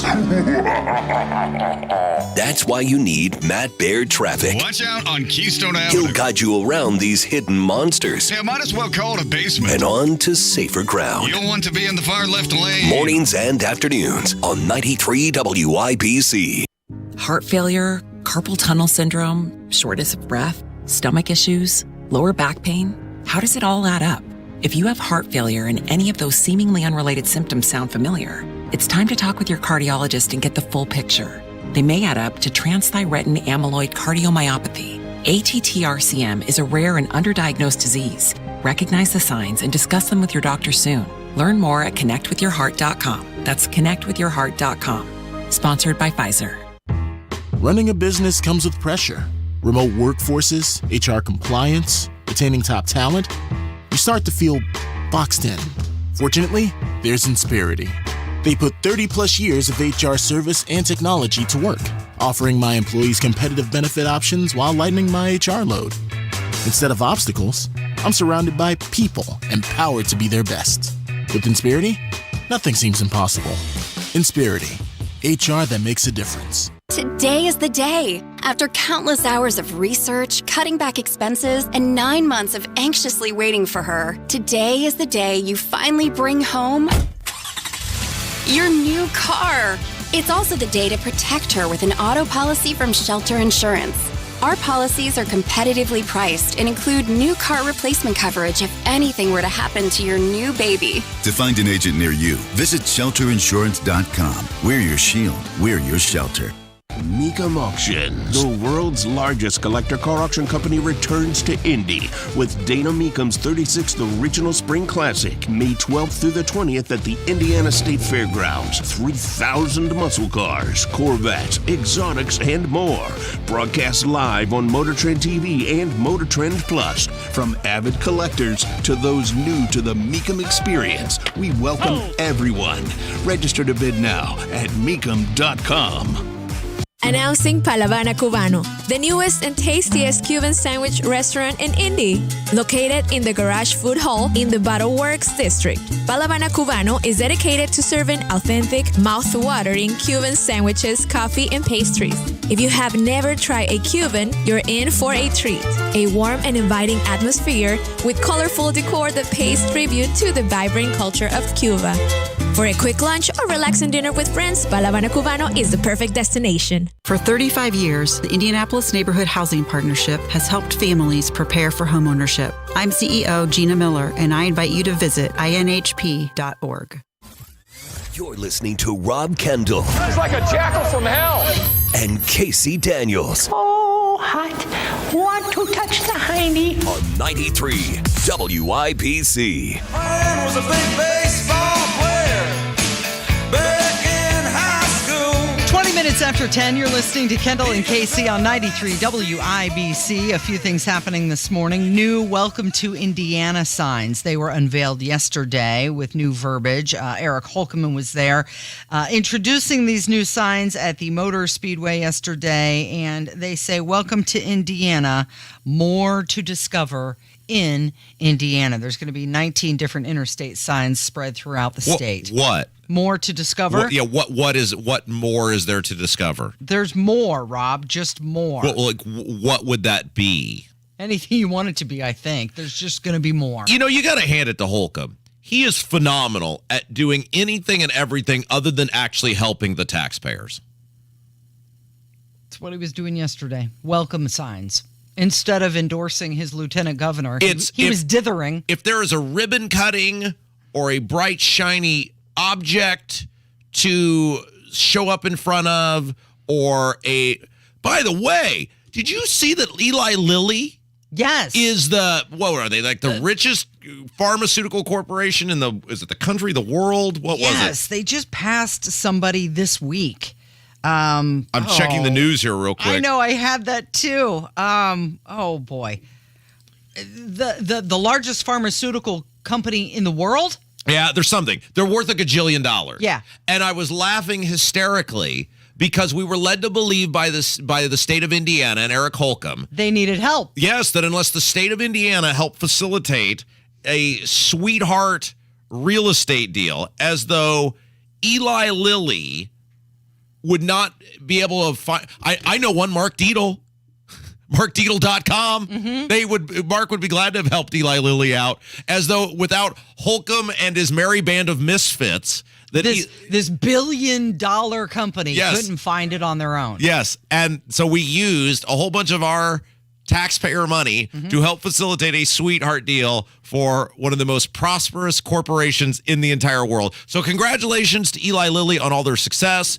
Do we get a piece of stock because we as taxpayers contributed our hard-earned middle-class money to help that mega corporation with that sweetheart real estate deal? You get a blade of grass. Do we get yes? Remember the whole thing? It was like more to discover. A star has been named in your honor. Mm-hmm. Yeah, you get a blade of grass.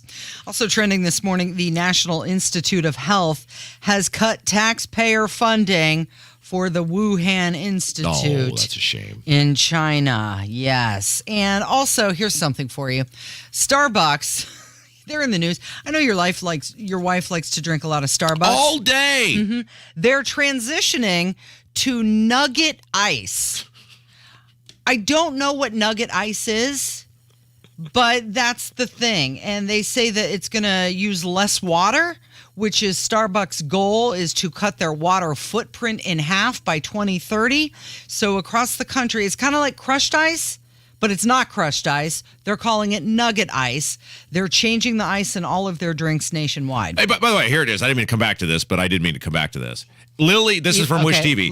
Lilly takes over rival, becomes world's most valuable pharma company. There it was. Boom, from Wish TV. Yeah. Lilly's market capitalization grew to, what do you think the market valuation of Eli Lilly is? Price is Right rules. You go over, you lose. Oh my gosh, $5.5 billion.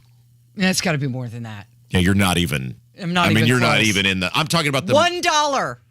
No, you're low. Right, I know. So I'm just going to do the $1 if I'm not even close. Casey. It's like the person who doesn't want to overbid. I just told you were low, and then you went in the opposite direction. Because I don't want to go over $100 billion. Okay, Kev. Well, I guess this is going to be pretty easy for you since you know $5 billion is low and she's at $1. Mm-hmm. Would you like to guess what the value of Eli Lilly is? $6 billion. I don't know. I was kind of working on some other stuff when you asked that. Jason's guessing 50. You all suck at this game. Now, you're fine because you're closer than everybody else, Jason. $414.3 billion. $414 billion. Let's say that out loud, Casey. That company is worth $414.3 billion. Mm-hmm. And we were led to believe by the governor of the state of Indiana and the Republican supermajorities in the House and Senate that they couldn't have put together a real estate deal to buy land without facilitation by the taxpayers and financial help by the taxpayers of the state of Indiana. Yeah. Yeah, they need his help because they can't find a real estate agent to help them. And in the new budget, they gave Holcomb another $500 million to help the rest of his cronies for more sweetheart real estate deals. Mm-hmm. Maybe Google will need some help. maybe Amazon doesn't know how to get into the real estate game. Jeff Bezos needs a little help. Meta. Maybe Walmart is struggling to find ways to put their next distribution center somewhere. Well, they know who to call because he's the guy, unless he dithers. Because he does that occasionally, right? It is 10:26. It's Kendall and Casey on 93 WIBC. You want to get into this Marjorie Taylor Greene thing? Yes. Why don't we take a break, though? Okay. Because you know Sasha Nixon, she is just a tyrant if she doesn't get to the news on time. Okay, well, Marjorie Taylor Greene has introduced articles of impeachment against the president and a handful of others, and that's on the way from 93 WIBC. Your neighbor Mark loves spring in Indy, but he hates to paint. So he called Rhino Shield. It's a two-story home built in 1992. Around 2001, looking at needing to paint, I heard a radio ad, with Rhino Shield, you won't have to paint again for another 25 years. That's because Rhino Shield's not paint, it's better. They're very professional. We had everything done. Everything that would typically be painted on a house was done, and it was very fast. All right, Indy, get the 25-year guaranteed protection of Rhino Shield right now for 15% off the regular price. It was done in 2001 and still going strong. From what I've seen on our home, they can easily offer a 25-year guarantee and not worry about it. Here's owner Shane Smith. This offer is limited, so call me at 888-RHINO-41. That's 888-RHINO-41. Don't paint. Don't vinyl. Go Rhino. Don't paint, don't vinyl, go Rhino Shield. Never paint your house again. Rhino Shield. Chapters of this story take a whole month to tell. This is May. It starts with twists and turns on the IMS road course for the GMR Grand Prix. Then PPG presents Armed Forces Indy 500 qualifying and the Firestone Fast 6 shootout. May continues with Indy's biggest party, Miller Lite Card Day. And all roads lead to the 107th running of the Indianapolis 500 presented by Gamebridge. This is where heroes become legends and legends become legendary. This is May. Buy now and save. Get tickets at IMS.com. Finding great people to hire can be like trying to find a needle in a haystack, but not with ZipRecruiter. Their powerful matching technology delivers so many qualified candidates. It's like finding a needle in a needle stack. In fact, 4 out of 5 employers who post on ZipRecruiter get a quality candidate within the first day. For less hay and more needles, head to ZipRecruiter. And right now, you can try ZipRecruiter for free. That's right, free. At ZipRecruiter.com/free. That's ZipRecruiter.com/free.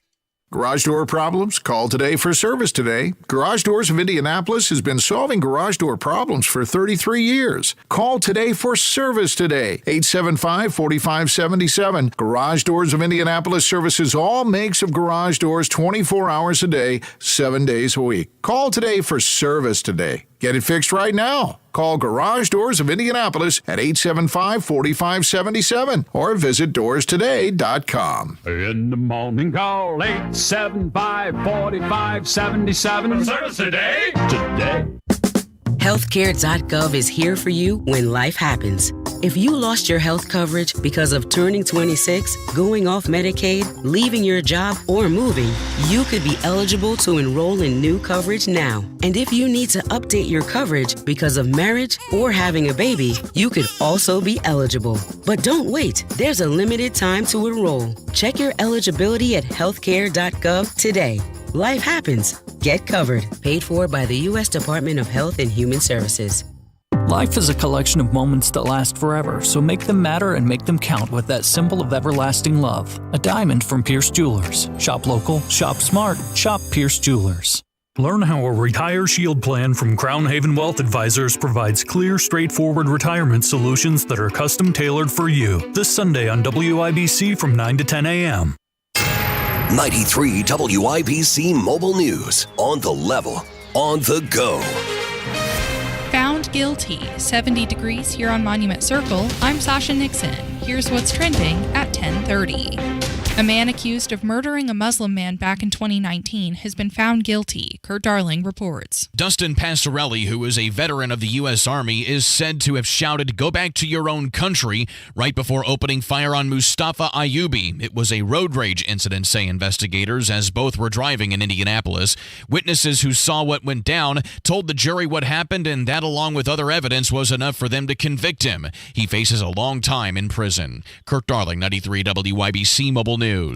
Drivers on the south side should be aware that a water main break has caused the closure of Madison Avenue from Hannah Avenue to Castle Avenue. This break could impact the area until 3 p.m. The average price for gas across the state is currently $3.53 per gallon, according to GasBuddy.com. I'm Sasha Nixon, on the level, on the go, and on WIBC.com. You're listening to the Kendall and Casey Show on 93 WIBC. It's time to hear from you.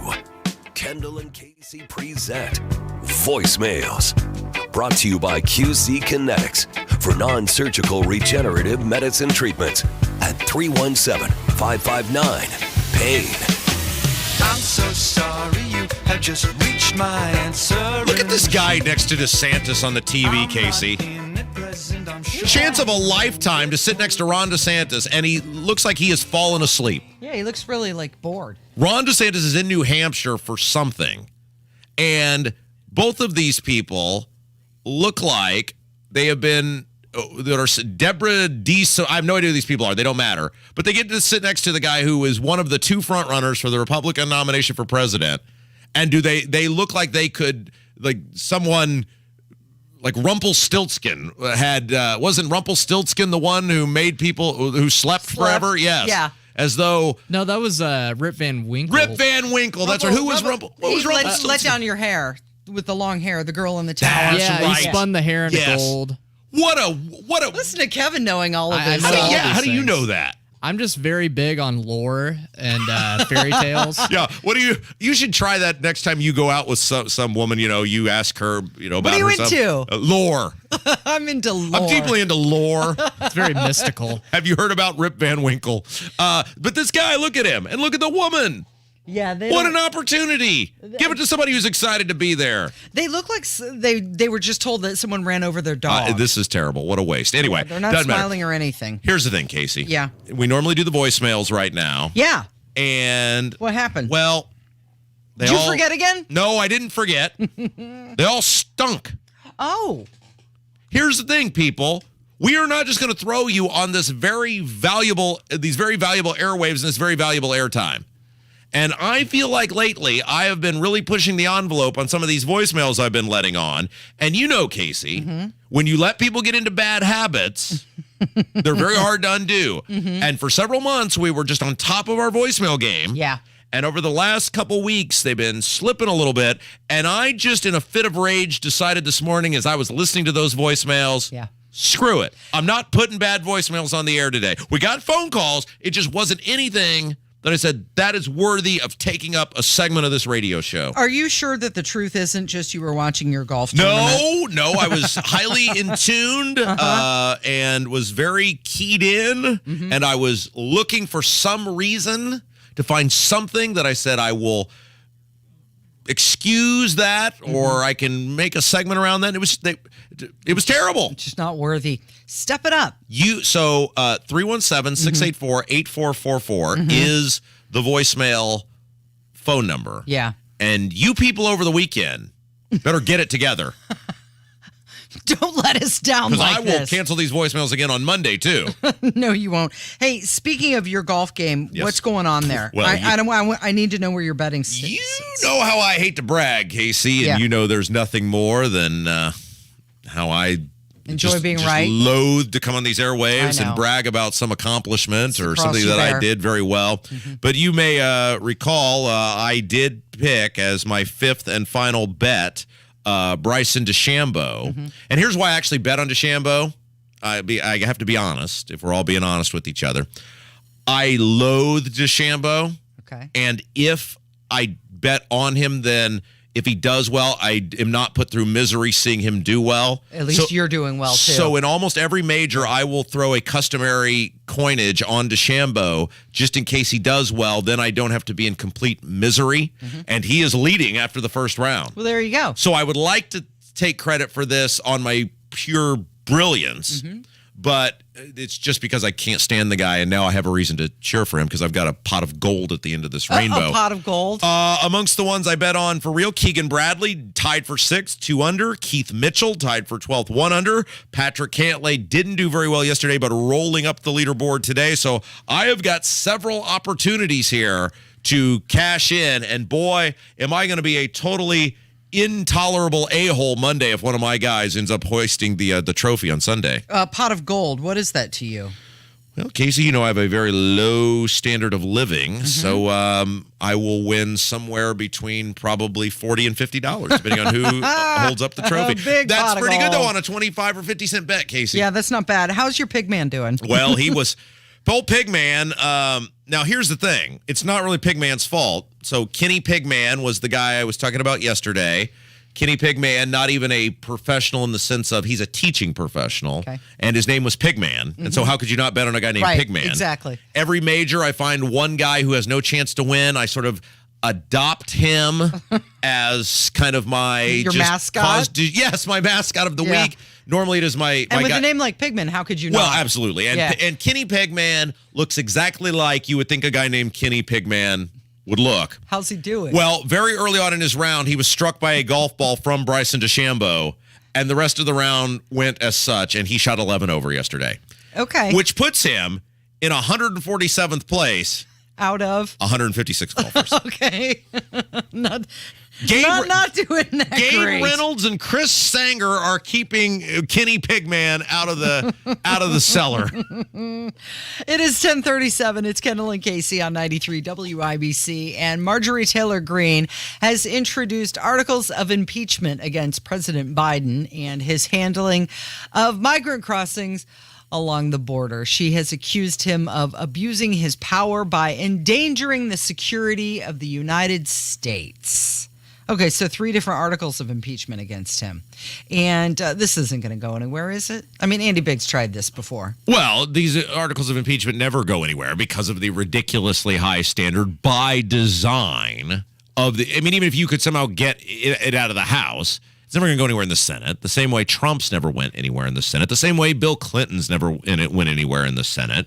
And that is by design. Because incompetence or buffoonery or not acting in what you perceive to be the best, or any person with common sense perceives to be the best interest of the country, is not a high crime or a misdemeanor. Now, if you get Joe Biden on his finances and working in cahoots with his loser drug hooker visiting kid, engaging in commerce, undisclosed commerce with foreign governments, okay, now that might reach the level of a high crime or a misdemeanor.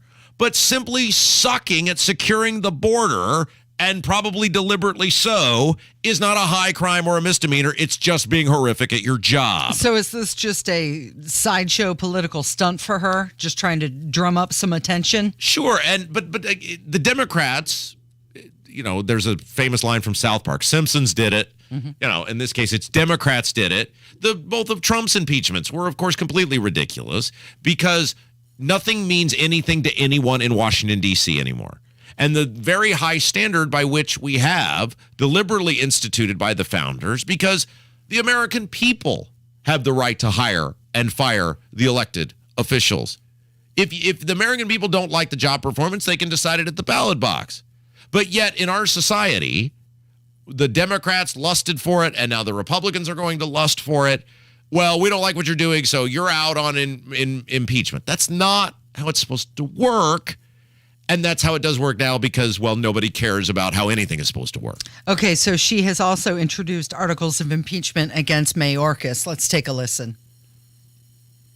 But more importantly, Secretary Mayorkas and President Biden are guilty of high crimes and misdemeanors because of our national security crisis at our southern border. 5 out of 9 of our border sectors are completely out of control. That's what the Border Patrol chief tells us. And they're in the hands of the dangerous cartels in Mexico, with over 300 Americans being poisoned and murdered every single day by fentanyl coming from China and being smuggled into the United States by the cartels. Americans' lives are in danger, and our entire country is in danger. We've had over almost 6 million people invade our country, and that is why they must be impeached.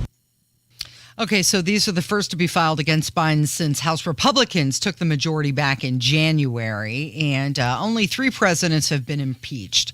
Andrew Johnson in 1868. Yes. Bill Clinton in 1998. Yes. And then, of course, Trump in 2019 and 21. And look, Bill Clinton was not impeached. It's been a narrative now for 25 years. He was impeached for an affair. No, Bill Clinton was impeached because he lied about having an affair, amongst other things. And in the case of having the affair, he lied about it under oath. He committed a crime. There's no interpretation on that. He lied about having a sexual relationship with Monica Lewinsky. If you or I did that, Casey, it would be go directly to jail, do not collect $200. That, lying under oath, is the definition of a high crime or misdemeanor. That would certainly, lying under oath would qualify at the very least as a misdemeanor.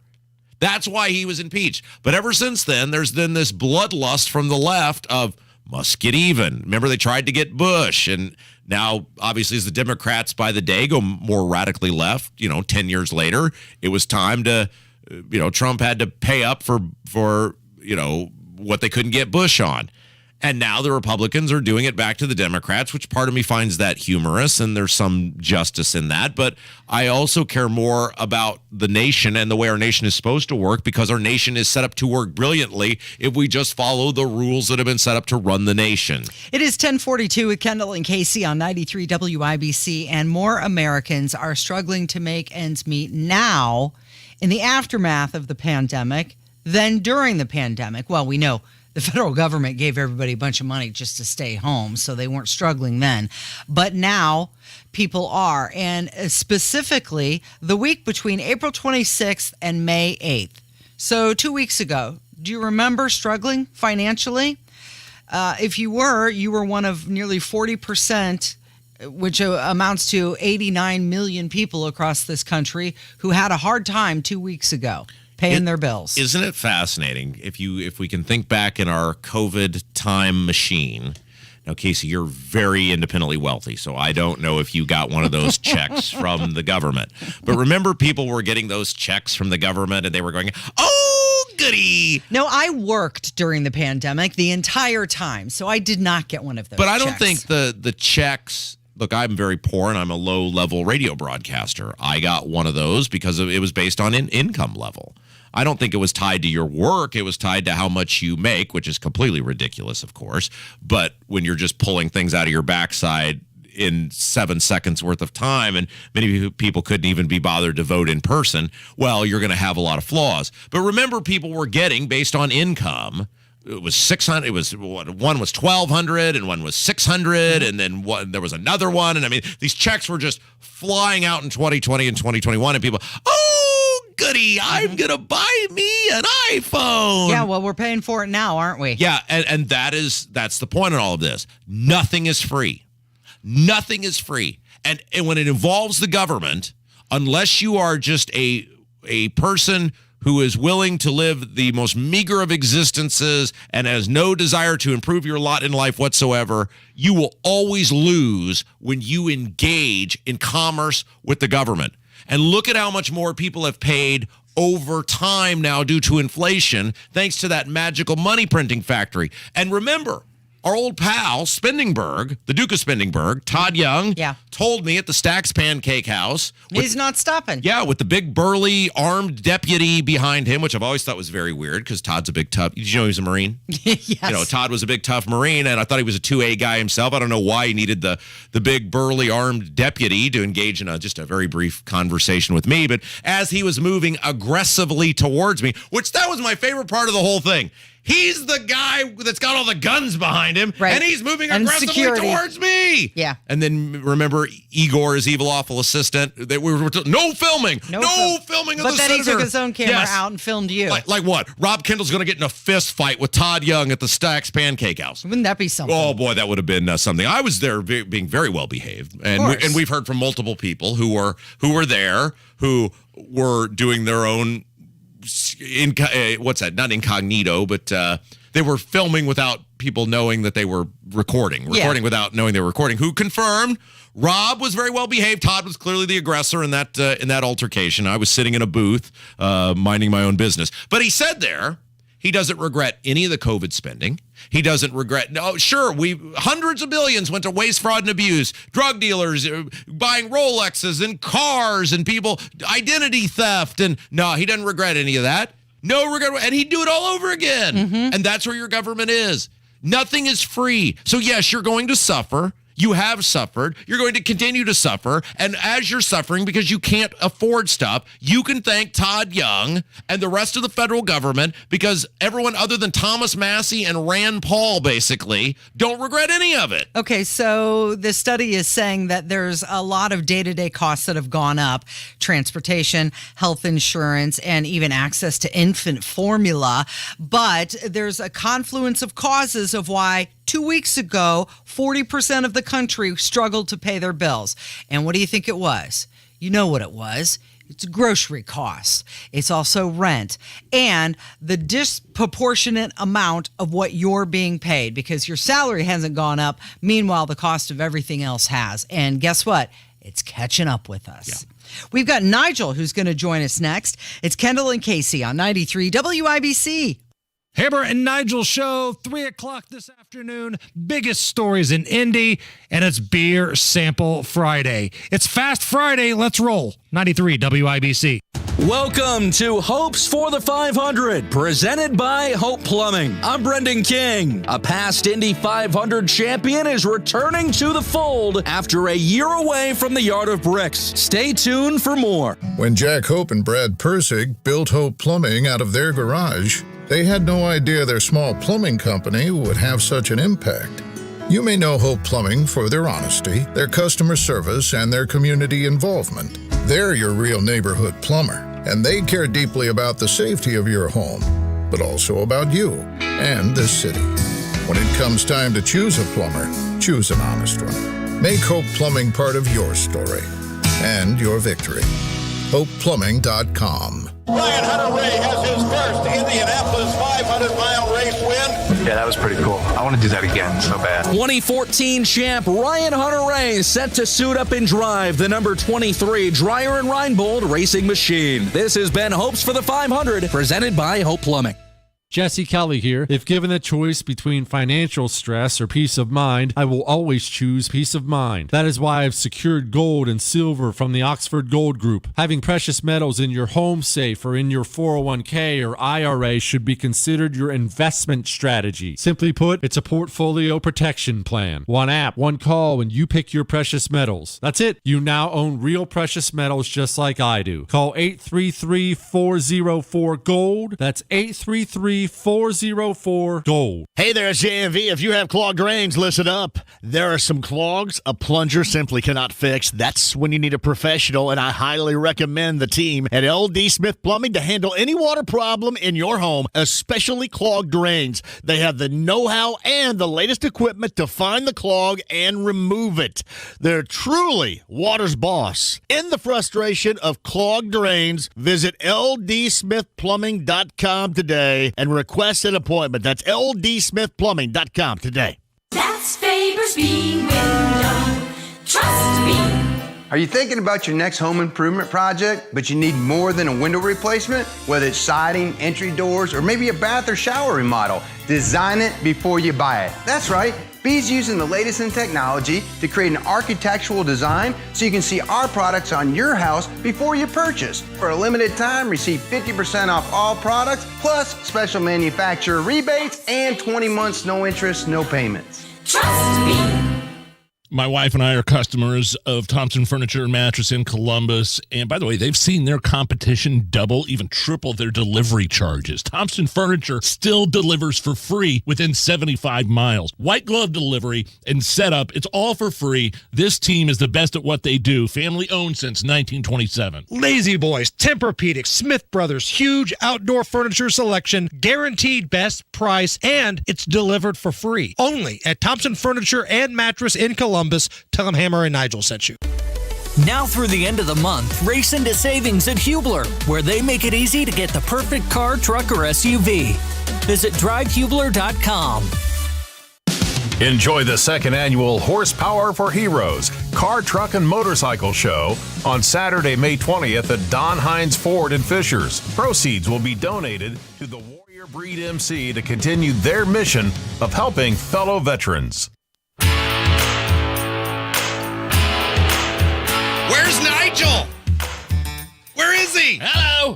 Where's Hunter? He's right there. 10 minutes in front of 11 with Kendall and Casey on 93 WIBC. Nigel joins us. Hello. You got a lot of stuff going on. You guys are busy right now. Yeah. Tomorrow, definitely come see the Hammer Nigel show. We're at the Horsepower for Heroes at Don Hines Ford this Saturday. Giant truck, car, and motorcycle show put on by the Warrior Breed Motorcycle Club, raising money for vets. All sorts of different kinds of trucks and cars and motorcycles. It's going to be huge. Starts at 10 o'clock, Don Hines Ford in Fishers. Do you charge for pictures at those events? That's a good idea. I never thought of that. You need a money-making idea. You go to Rob Kendall. You think about it. When you go to those autograph shows now, you want to get an autograph of Hulk Hogan. They got two separate things. You can get an autograph or a photo or a combo package. You should have the Hammer and Nigel combo pack. Like Bill Shatner, I heard, was like $120 for a photo. You need to walk around with a black Sharpie. And don't forget about Tales from the Track. Only a few tickets left for that. We sit down with Ed Carpenter this Monday here in the lobby of the WIBC building on Monument Circle. There's dinner, there's drinks, there's drink tickets, and a question and answer session, pictures, autographs. It's my favorite. It's honestly my favorite night of the year. Besides the night with WIBC, I guess. But when we sit down with Ed Carpenter of Ed Carpenter Racing and just BS with him, it's going to be fun. Those tickets are at WIBC.com. And I can't remember if it was you or Hammer I put the request into, because I know we start planning this well in advance. Next year, if we could have Dick Simon you requested as that. the Tales Why for do you the want Track. Dick Simon? Well, I don't have to explain myself to you. I think it's pretty self-explanatory, isn't it? I don't know where to go with that. I'm not sure. I'm not sure I get it. Do you have a favorite for the race? Because you made the greatest bet in IndyCar history and won a gajillion dollars. I'll know after the after the lineup. Yeah. You know what I mean? Like I'll know after. I don't have a favorite. Not maybe I'll do Elio again. Yeah. I mean, this is his. Isn't this or is this? It's Kanan. It's Kanan's last hurrah. I think Elio is convinced he's going to go until he gets the fifth one. Yeah, but no, the Elio bet like $1,500. I won a couple of years ago. Did you, is that what you lost in all those anger bets during the NCAA tournament? The anger bets really, really hit me hard. My account is nearly empty, but I might have to replenish for some PGA this. So those who don't remember, Nigel had made just a regular bet. Was it Purdue or something? It was Purdue and IU. Yes. And Purdue lost again for the second time to IU, and I was so mad. Yeah. I was steaming out of my ears. Yeah. And I said, screw it. I'm going to bet on IU to win the entire NCAA championship. Yes. And you bet I emptied out my account. I had like $400. I said, screw it. On one bet? I had 12 beers in me. I'm screwing it. $400. But you lost on the Eagles in the Super Bowl too, didn't you? Did, yes. I mean, yes. all of that. Can we stop talking about my well, losses, please? It's amazing. You. Good thing he doesn't host a betting show, then that's Hammer instead. It's bad enough that I get raked over the coals by AI Tucker Carlson on this show, who is my hero. Did you happen to hear this yesterday? It has made its way all across social media. So Tucker Carlson, so Fox announced the new lineup, supposedly the big red headline on Drudge Report with the siren and the clip art. You know it's really serious when they had that siren above the big red headline is that Sean Hannity's taking Tucker's place. He's going to be the face of the franchise, followed by Jesse Waters at 9. Gutfeld at 10, and then there were rumors swirling that Laura Ingraham was going to get fired. Fox denied that. So Tucker Carlson, AI Tucker Carlson, you know I'm a big fan. Like at 8 o'clock, I don't know what to do with myself anymore. Yeah. Tucker Carlson has released a statement on the new Fox News lineup. Good evening. I'm Tucker Carlson, broadcasting live from my decadent estate instead of the Fox News crypt where excitement goes to die. A place where I used to be the highly rated 8 p.m. fix of rationality and entertainment. But then something happened. Fox News decided I was too hot to handle and kicked me to the curb like one of Hunter Biden's hookers getting tossed out on the streets at 4 a.m. Oh, no. So what's Fox News' grand plan to recover from ratings freefall? Sean Hannity. Yes, Sean Hannity, the charisma black hole, will be the new 8 p.m. host on Fox News Channel. Hannity, the human lullaby. It's like watching a three-legged dog win the Kentucky Derby. But take heart. At least they didn't replace me with some drunken Tucker Carlson fanboy like Nigel Leskowski. Nigel. Your infatuation is touching, really.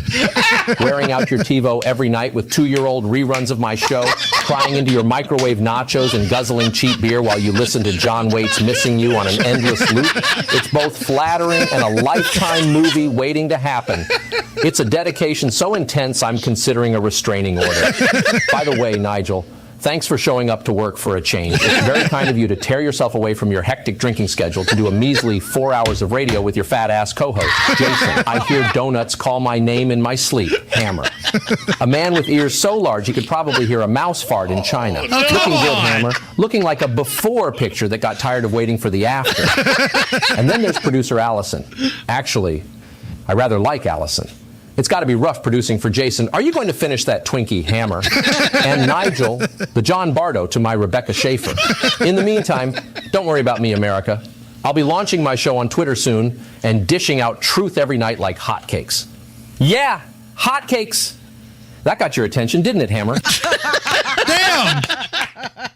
The John Bardo reference especially hit me pretty hard. I did not like that one. I'll tell you what. I think you can let the cat out of the bag that our old pal Naptown Brian Baker. Yeah, he puts those together. That is phenomenal. But Casey, how eerie is that? That sounds exactly like him. It sounds so close. The Joe Biden AIs that he does for us too sounds good, but it's too coherent. Yeah, you know what I mean? Right. It's almost too. It's like 1985 Joe Biden. Yeah. But the Tucker one, man, it is eerily similar. And you know what? After hearing that many times, it was fantastic. Magnificent job by all of you guys. But I cannot look at you without picturing you sitting on a couch in some whitey-tidies with a plate of nachos and a beer and the remote in your hand. He described my nightly routine to a T. Cheap beer, the remote, undies, microwave nachos every night. And now my wife is like, Tucker getting let go saved our marriage. and I can't. I think the John Waite's Missing You in the background. Yes. You crying. Oh, What's coming up this afternoon? Man, we're going to have a blast. Beer Sample Friday and the biggest stories of the day only on the Hammer and Nigel Show 3 to 7. Thank you, Nigel. Thanks, guys. You're listening to Kendall and Casey on 93 WIBC.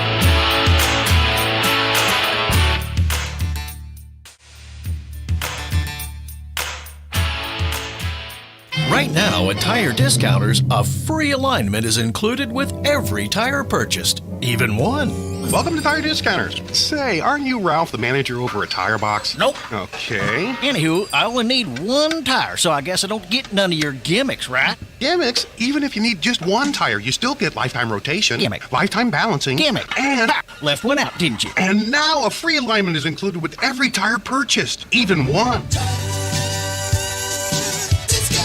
See store for details. To my newborn baby boy, the day you arrived was one of the happiest days of my life. Right up there with the day I bought my RV from that guy on the internet and insured it with Progressive. What a deal. Just know, son, I'll always be here for you. And by here, I mean in the middle of absolutely nowhere. In my RV. Protect your baby with an RV policy from Progressive. Take as little as 4 minutes to see what you could save at Progressive.com. Progressive Casualty Insurance Company and Affiliates. Other concrete contractors often ask, how do you offer a warranty? And I tell them, build it just like it's your own. Deeper base, stronger and thicker concrete, rebar, anti-slip sealer, and caulk. Indy Decorative Concrete, changing the way Indy thinks about concrete. INHP helps people turn their successful rental history into an affordable home loan. Learn more about this innovative program at INHP.org. This is Rob Evans of INHP. Credit barriers shouldn't keep you from owning a home. That's why our programs help clients increase credit scores for long-term success. Learn more at INHP.org. An arrest made, navigating the city, and getting their degree. I'm Sasha Nixon. All of that and more coming up from the Peterman Brothers Heating, Plumbing, and Electrical Studios after Fox News. You're listening to 93 WIBC, WIBC HD1 Indianapolis. A new way to help Ukraine fight Russia. I'm Dave Anthony, Fox News. President Biden at the G7 summit in Japan has endorsed a plan to train Ukrainian pilots on American-made F-16 fighter jets. Who actually provides the planes to Ukraine has not been decided. Some of our allies want to give them F-16s, but that needs U.S. approval. Now, during the summit, world leaders reaffirmed their support for Ukraine for as long as it takes. They pledged to starve Russia of technology and equipment it needed for war, adding new sanctions and closing loopholes Russia's been exploiting. Now, the statement says the G7 will hold those responsible accountable for international war crimes. Fox Business Network's Edward Lawrence in Hiroshima, Japan. On Sunday, Ukraine's president will go there to meet in person with the leaders at that summit. Today, he was in Saudi Arabia, telling a gathering of Arab leaders, including those sympathetic to Russia, urging them to take an honest look, no matter how hard the Russians try to influence.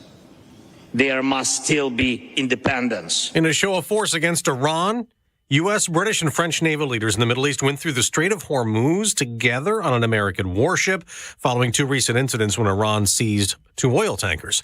The Air National Guard's been charged with leaking classified materials, has another court hearing in Massachusetts this afternoon. Jack Teixeira's lawyers want him freed awaiting trial. They say Teixeira didn't run when the media published his name before the April 13th arrest, and he won't run now because he plans to answer the charges and be judged by his fellow citizens. He's accused of sharing secret military documents about Russia's war in Ukraine and other top national security issues in a chat room on the social media platform Discord. Fox's Matt Napolitano also due in court. A police officer arrested today in Washington in a case related to the Capitol riot. Metro Police Lieutenant Shane Lamont charged with lying about leaking info to the leader of the Proud Boys, who was recently convicted of seditious conspiracy.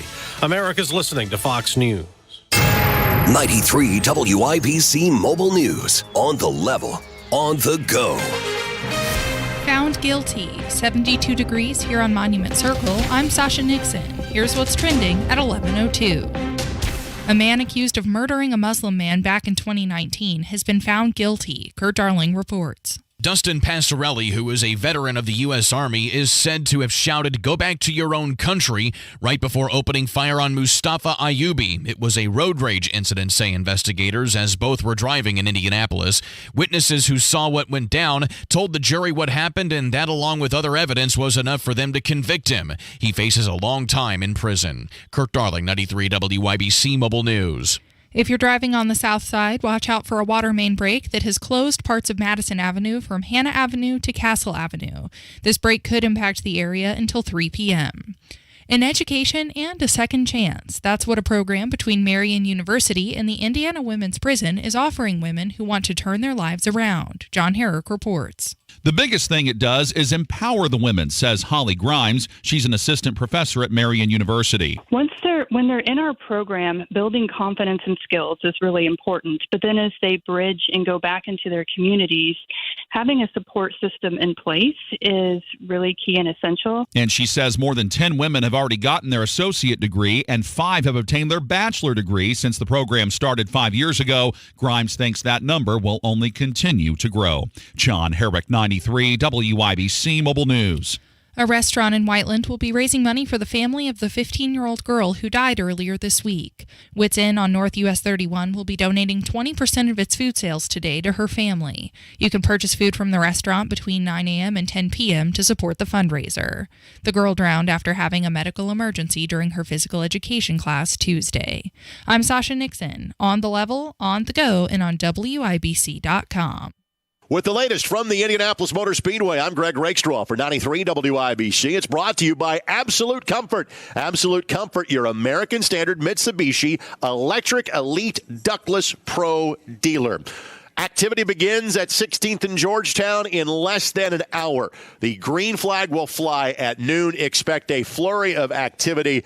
There is rain in the forecast. It seems to be coming in right at the end of our practice day at around 6 o'clock. So there's going to be plenty of time, plenty of laps turned. There is extra boost in the engines on Fast Friday. Speeds are going to fly. Last couple of days, because of a complete washout on Tuesday, have been about long distance runs. In fact, Alexander Rossi, David Malukas both turned 164 laps of practice yesterday. That's not the case today. It's about going fast, 4 laps at a time. Our fastest driver yesterday, defending race winner Marcus Ericsson. That's the latest from IMS. Indianapolis, do you have old, ugly, or even damaged concrete? Not sure what to do about it, but you know you need to do something? Well, you need to call Galaxy Concrete Coatings. This product is out of this world, and it's right here in Indianapolis. And just in time to give your concrete floors a transformation.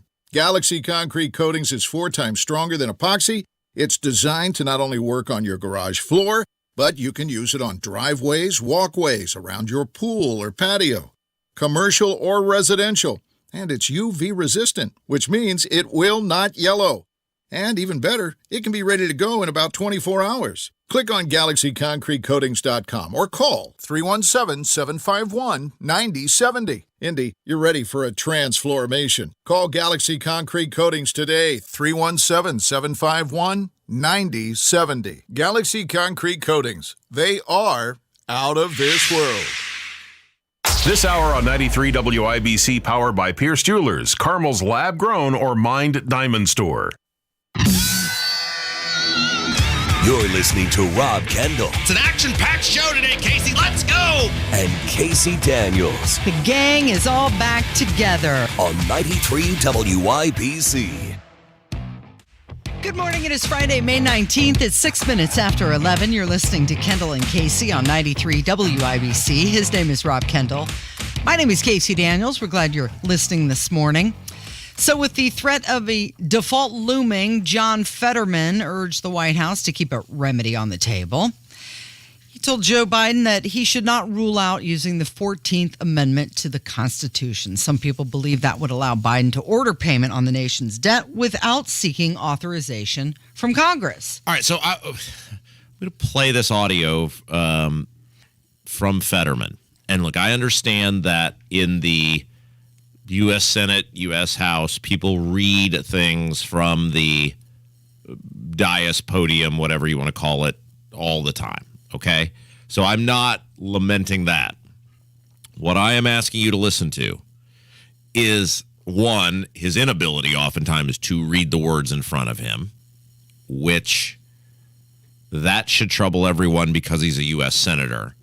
And two, as he reads these words, Casey, keep in mind, I believe he was dressed in a hoodie while he's reading these words. Do you think he has any idea what he's saying? What he's saying, or is he just doing his best to read words on a piece of paper? Let's listen and let the audience decide. reason. We're here for one simple reason. President Biden needs to consider using the 14th Amendment if necessary. The entire GOP debt ceiling negotiation is a sad charade. And that's exactly what's wrong in Washington. We're playing with the livelihoods of millions just so the GOP can just turn the screws against hungry Americans. This is the whole reason why the 14th Amendment exists. We need to be prepared to be using it. Again, remember, say that again. We must be prepared in order to use it. And we cannot let reckless Republicans hold the economy as a hostage. And an unelected Supreme Court justice will try to blow up our economy. That's on them if they have to judge on that. So, thank you. Incoherent. I mean, he has no idea what he's saying. I mean, he's like, if you said, Rob, can you read Spanish? Yeah, I could form the words. I took 2 years of Spanish in high school. That was 20 plus years ago. I know enough to be able to probably form the words, but I have no idea how they run together or what it's actually saying. And that is a U.S. senator. Mm-hmm. And there's these two guys standing next to him. They almost look like they're looking over his shoulder to make sure he reads it. Just get out there and say this. Okay, good job. Here's your treat. And it is amazing. I mean, this guy, and we talked about this the other day when he had the bizarro banking hearing, interactions with people. As a human being, I feel for him because no one clearly loves this guy enough to just put him out of his misery. Nobody cares enough about him to say, I don't care about politics or the ramifications of, the United States Senate. In this case, this guy's wife should be saying, I love my husband enough to stop. She's on vacation somewhere. So there's that side of it, which you feel sympathy for this person. But then you realize what John Fetterman was before he suffered his various medical ailments. And it was a radical left-wing Marxist who hates what I stand for, what you stand for, and totally wants to reshape America. And that's who's propping him up right now. Mm-hmm. So on one hand, you feel sympathetic for the guy, but then on the other hand, you realize what he is and realizes he hates me and wants to totally destroy my way of life and what this country is and what it represents. We hated. Who knows if he understands today. Right. I mean, it is just pathetic. When you look at him and you look at Feinstein and you look at what the Democrats are doing to these poor people. Yeah. To try to get, whether it's get judges through or whatever, it's sick. It's sad and it's sick. Yeah. Dianne Feinstein, she was asked recently how she's doing since returning, and her answer was, what are you talking about? I've been here the whole time.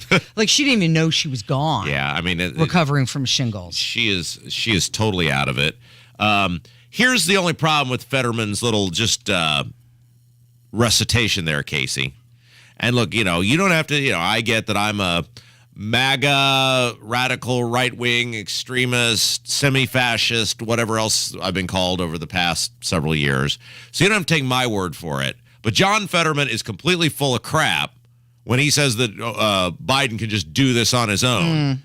And everybody with the firing synapse in their brain, which I'm not sure Fetterman has those anymore. Right. So he may not be aware of it. But those of us who do still have a firing synapse left in our brain are fully aware that Biden can't just do this. Don't take my word for it.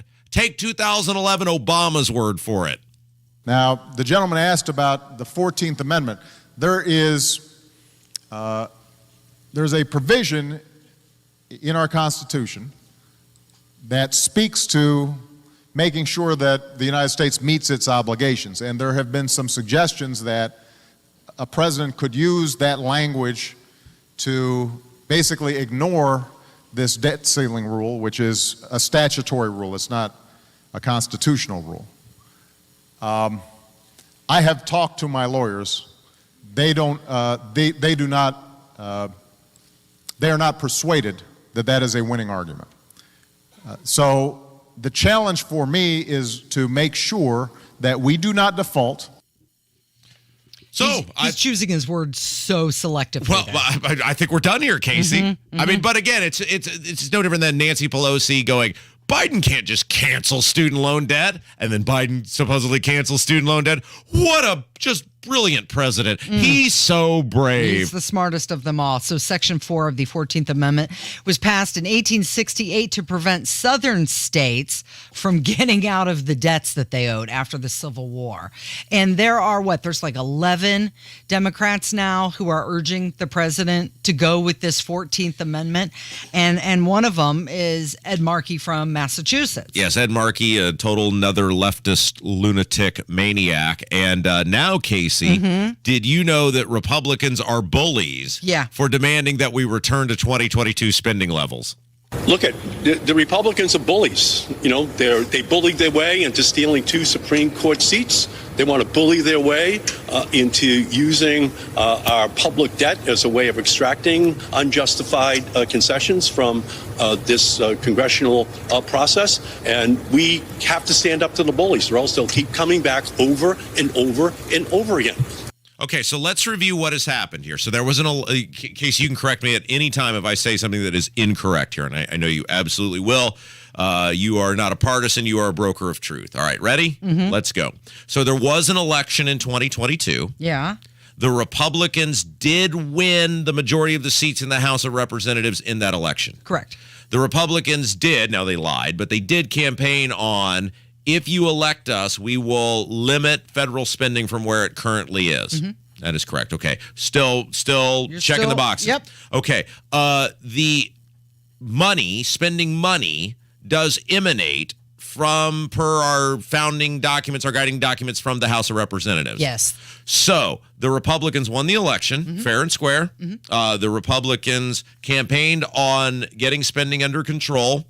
And money does emanate from that, spending money does emanate per our guiding documents from the House of Representatives. Yeah. All of those things I've stated. Okay, very good. You're good. So one would think it would not make you a bully if you are simply doing the thing that you promised to do while campaigning and the people voted for you, I guess, seemingly to do, and you're following the rules of our guiding documents of this nation. Yes. Okay, very good. It's like an impetuous child who's stomping their feet because they can't have the cookie. And let's talk about how he says we're demanding to go all the way back to 22 spending levels. Yes. Like that is decades ago. Yes. We're talking 5 months.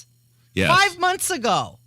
Yes. Oh, you mean that far back? All the way back then. I mean, they're not even, I mean, look, the Republicans are a joke and they're liars and they're scumbags. And that's why I've just given up voting for the vast majority of these people long ago, because they lied to you about what they were going to do when they got in there.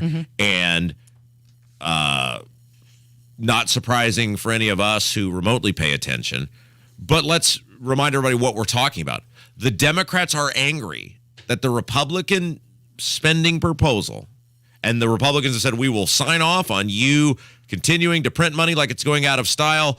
All we want is for it to go to back to 2022 spending levels. And this is what the Democrats are having an aneurysm over, is 2022 spending level, which under the Republican plan still expands the national debt to $47 trillion by 2023. Yeah. The prosecution rests, Your Honor. We may go to a break. It's Kendall and Casey on 93 WIBC. The Indianapolis Motor Speedway. History, heartbreak, heroes.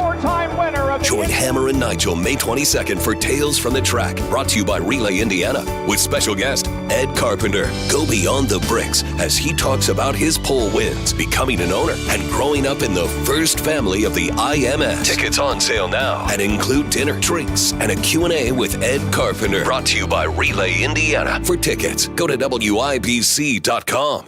Pickup truck, sports car, motorcycle, minivan, townhouse, 2-story, farmhouse, fixer-upper.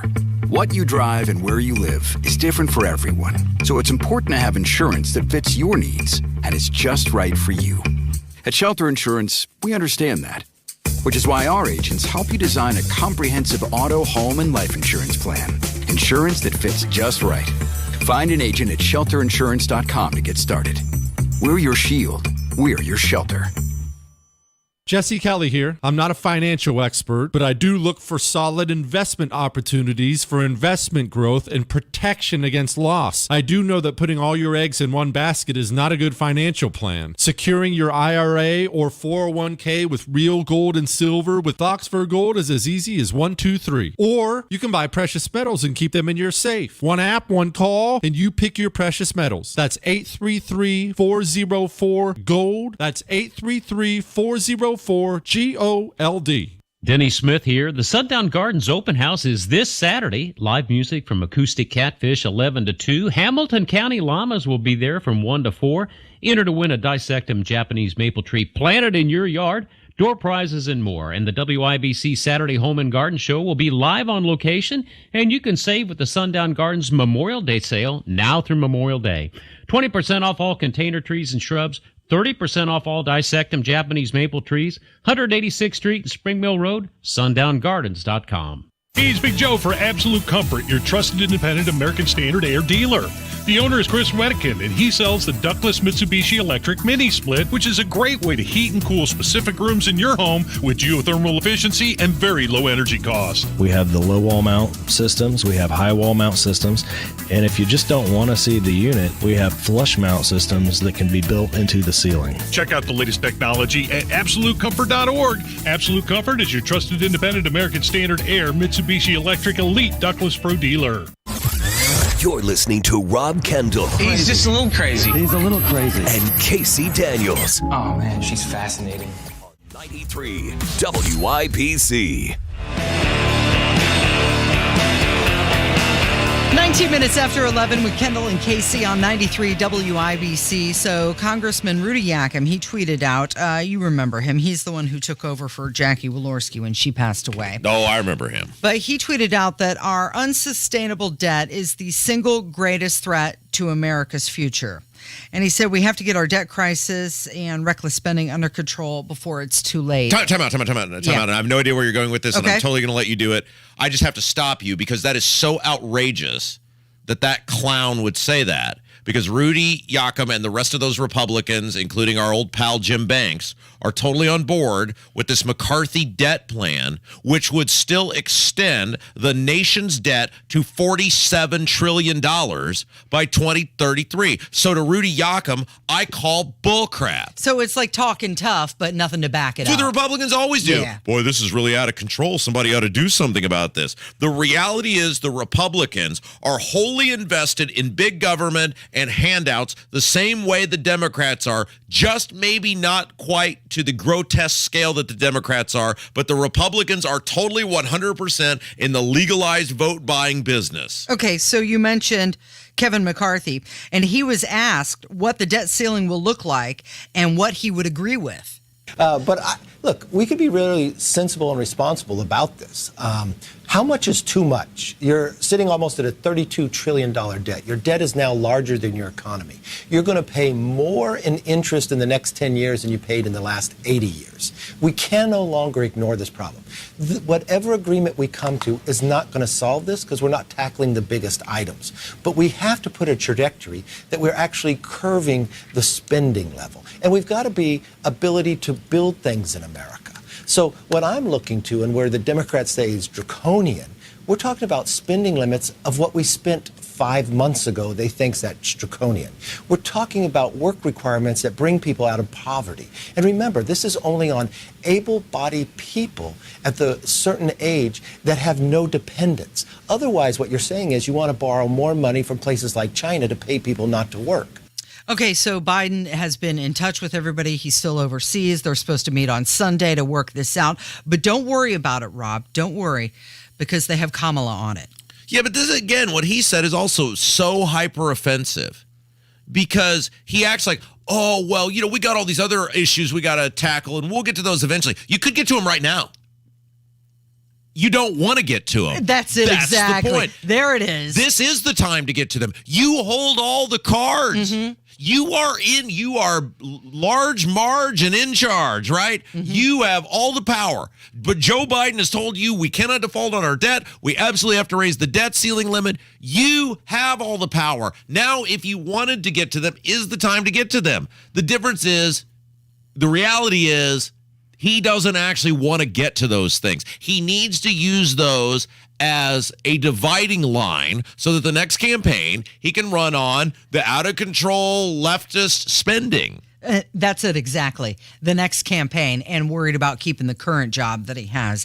So Vice President Harris, she was on this call with unidentified leaders. She said the default would be unprecedented and the nation should pay its bills. But she sounds really weird because she had a frog in her throat during the whole thing. It's my pleasure and my honor to welcome the Vice President of the United States to this call, Kamala Harris. Thank you, Mayor Steve Benjamin, for your leadership and all that you do on behalf of our administration. Hello, everyone. I want to thank you all for joining us today. You can hear I have a bit of a frog in my throat. Please forgive me. I've been talking about this issue a lot recently. On this call, we have community leaders, labor leaders, state and local elected officials representing all 50 states and the territories. And you all are on this call. So obviously, because you are leaders in your communities, and you stay informed about what is happening. And for that reason, people turn to you when they need to understand and make sense of it all. So today we have come together to address a subject that impacts the life of every American, the debt ceiling, to make sure America does not default on its debt. We're paying the interest on our debt. We're not even paying down the debt. And if that doesn't instill confidence in you, well, heck, I just don't even know what will. Okay, let's talk about Roseanne Barr, what's going on with her. She had an interview with Megyn Kelly, and she was opening up how she felt betrayed by her former co-star, Sarah Gilbert.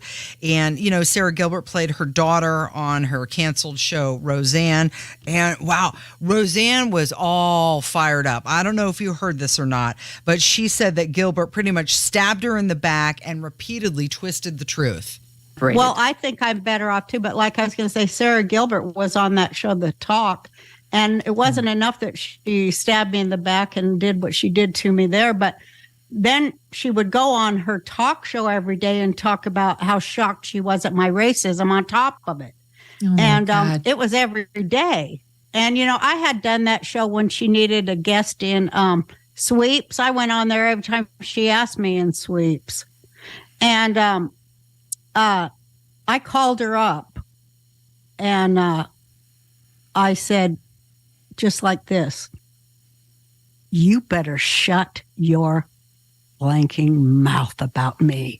I'm telling you, you better shut your effing mouth. Oh. And then she did. You want a hot take? Yes. Roseanne, the original Roseanne, is one of the 10 greatest sitcoms of all time. And people are going to be like, oh, that is just complete blasphemy. That show, when you take the collective of that show, it was on for basically 9 years, 88 to 97. And here's how it did through 1995. Not like any other sitcom, not named Seinfeld, you know, it jumps the shark and viewership goes down. But here are the first several years, its rank in terms of what it was ranked as a television show. 2, 1, 3, 2, 2, 4, 9. Wow. Something happened that last season. I mean, it's still a top 10. I mean, you know, it just was a complete just a complete juggernaut of a program. Well, because it was real. Yeah, and you think about the hand knitted Afghan they had on the couch. I mean, my grandma knitted one of those for me when I was young. It was real. It was a real representation. And you look at the people who became stars out of that. John Goodman was a somewhat established actor by the time he was in Roseanne, but he wasn't to the level he was there. Obviously, she became a superstar. She was just kind of she was a known comedian, but never like what she became. What was the husband's name? Her real life husband? Thomas, right? Wasn't that his name? He was in the Tom Arnold. Tom Arnold. Thank you. Yes, thank you. Very good, Casey. Obviously, he got a whole bunch of stuff off of being married to her and on that show. super established actors like Martin Mull were a part of that show. I mean, that show is often overlooked in terms of the impact it had on society and the success it had. And I say it's one of the 10 best of all time. Yeah. Well, now she's free to speak her mind because she doesn't have to play the political game with Sarah Gilbert anymore. Of course, the show was canceled in 2018. It is 11:27. It's Kendall and Casey on 93 WIBC. And Riley Gaines speaking out against a new Adidas ad, and that is on the way from 93 WIBC. Prescriptions require an online consultation with a healthcare provider who will determine if appropriate. Restrictions apply. See website for details and important safety information. Subscription required. Price varies based on product and subscription plan. Hey guys, did you know there's a generic form of Viagra that works just the same, but is 95% cheaper? And you can get it online? Just go to 4hims.com/joy. Through Hims, you'll get a free medical consultation, discreet shipping if prescribed, a 100% online process, and trusted generic alternatives to the name brands at up to 95% off. That's right, get generic for Viagra, the same active ingredient as brand name Viagra, but for 95% less. It's the same medication, still prescribed by a licensed medical provider, but with zero copay, no expensive appointments, and no awkward face-to-face conversations. To start your free online visit, you need to go to this exclusive address, 4hims.com/joy. That's 4hims.com/joy for your free online visit. FORHIMS.com/JOY. Indy's biggest party is back. Miller Lite Carb Day, Friday, May 26th, with Brian Adams.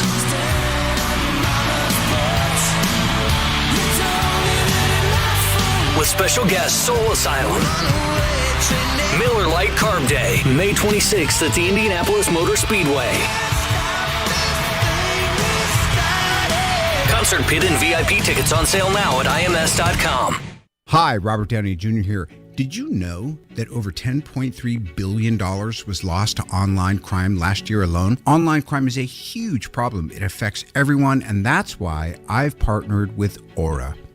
Aura gives you the tools you need to stay safe online with almost every tool you need: fraud and identity theft protection, a password manager, parental controls, and more. Sign up for a free 2-week trial today at aura.com/Robert. aura.com/Robert.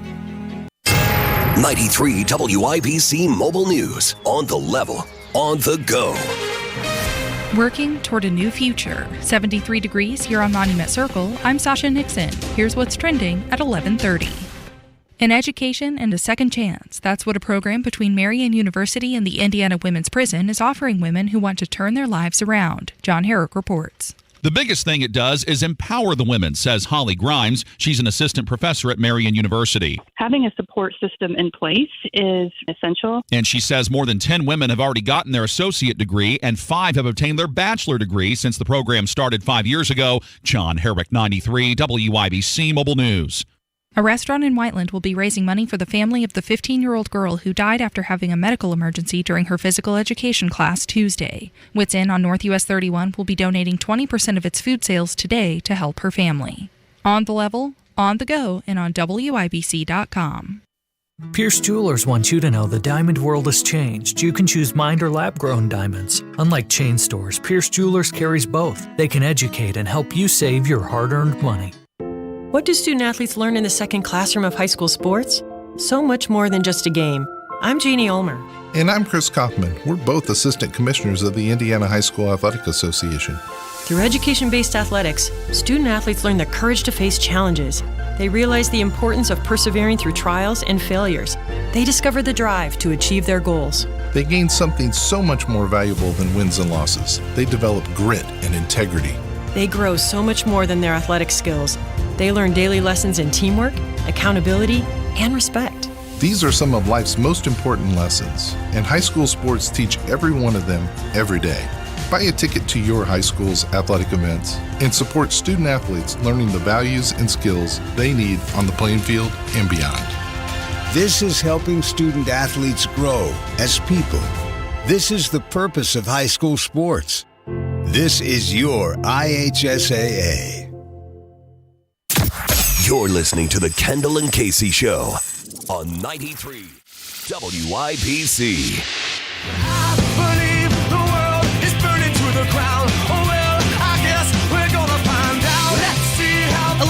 6:42 with Kendall and Casey on 93 WIBC. So Riley Gaines has been speaking out again. Now, you remember her. She is the Kentucky swimmer who had to compete against Leah Thomas, and they actually tied in one race, but the authorities said, no, we need pictures of Leah Thomas holding the trophy, not you. We only have one trophy, so give it to him instead. And she's been making quite a stir, and Adidas has introduced a new bathing suit, and they've put out a new ad to go along with it. It's a woman's suit, but in the advertisement, they have a male modeling it. A transgender is modeling this woman's bathing suit. Okay, Casey, let's pretend we had a time machine. Okay? You and I have a very fabulous time machine. And we are transported back. I'm not saying, let's go back to the 50s. Let's go back, let's just say 10 years, so 2013. So May the 19th, 2013. And we would find our former selves, and we will tell you that mainstream American mega companies are now openly flaunting men pretending to be women as their national spokesmodels and spokespeople. We would have been like the kid on The Simpsons, pointing at and laughing at as our former selves. I would have thought you're talking about like for Halloween, right? Like men are dressing up in costumes. I mean, this is like, and again, I'm not saying, boy, we must go back to a simpler time when there was an apple pie on the windowsill, an American flag in every front yard. I'm talking even 10 years ago. You would have looked at someone and said, you are clinically insane. And yet now it is happening with, just on a daily basis. Every brand. Yeah. And I don't understand why they're not learning anything from what's happening with these companies that try to do this. Right. Like, learn from Bud Light what they did. Their sales, their stock, everything in the toilet, going down, down, down. Why are they doing this, though, Casey? Because that's my question. It can't be that they believe, oh, my gosh, there's just a gajillion transgender people out there, and we are just going to make so much money off insulting women and pretending that men can be women and making our spokespeople and the faces of our company men who are pretending to be women. There's no way they actually believe that, and there's no way that it would, even if they were twisted enough to believe that, that the numbers are bearing that out. Look at what happened to Bud Light. Right. That's what I'm saying. Look at all, and Nike as well. Nike did it, and Miller Lite. And so Riley Gaines is talking about this swimsuit ad that Adidas put out, and it features a biological male wearing a women's swimsuit. What the image says to me is that women don't matter, is that we're not good enough to model even our own swimsuits made specifically for women.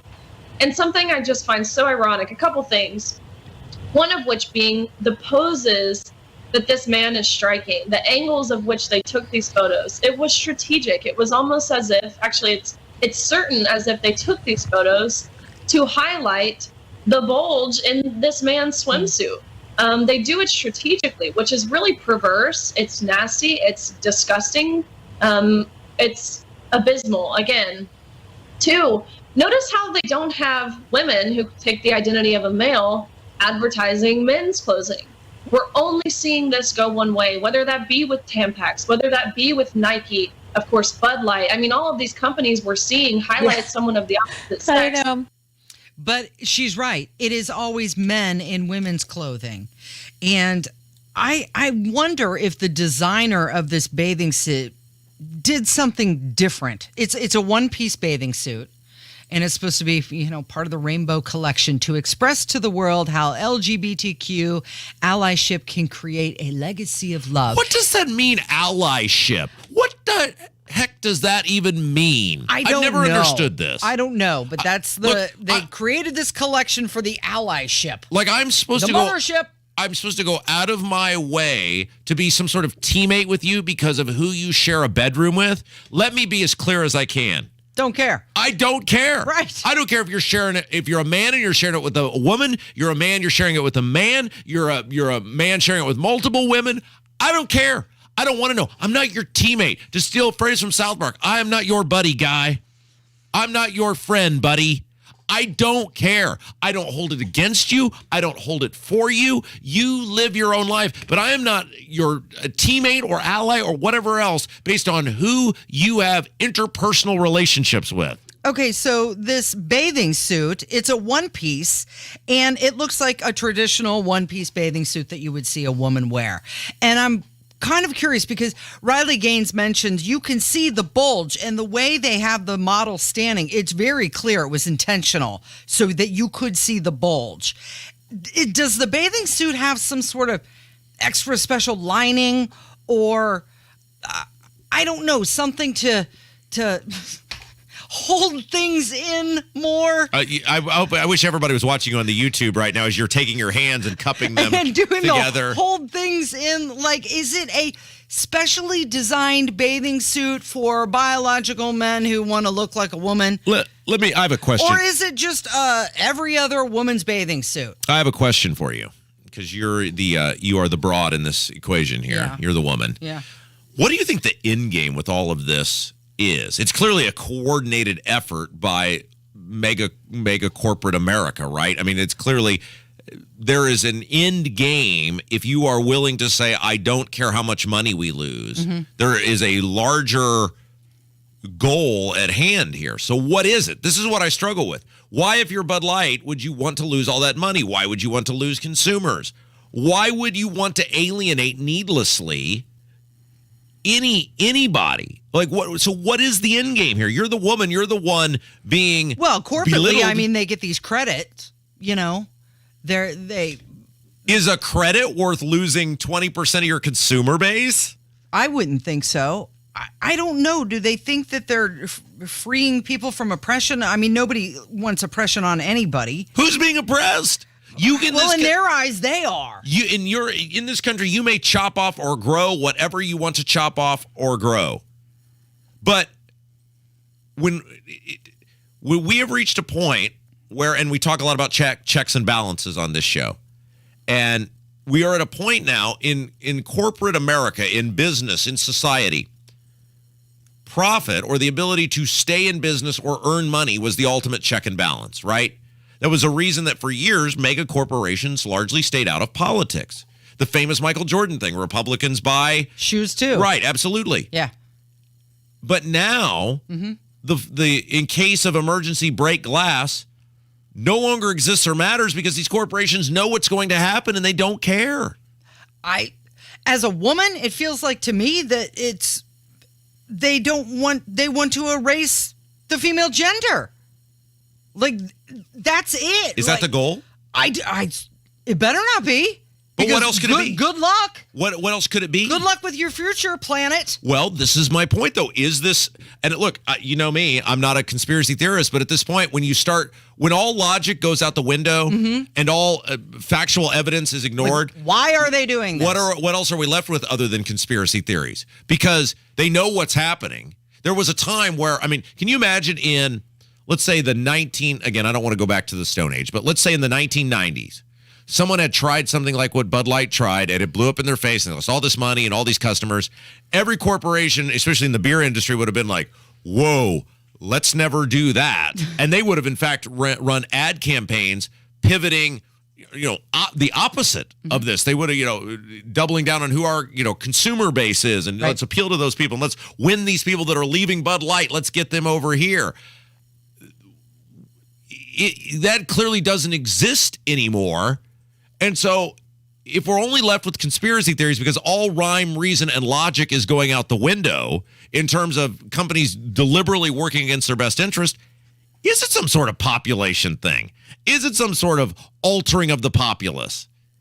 I don't know if population control is the right word, but when all rhyme, reason, and logic is thrown out the window, what are you left with that just for us two cackling hens to shoot the breeze on conspiracy theories? Right. I mean, that's what it feels like because we're being force-fed this DEI narrative every which way you turn.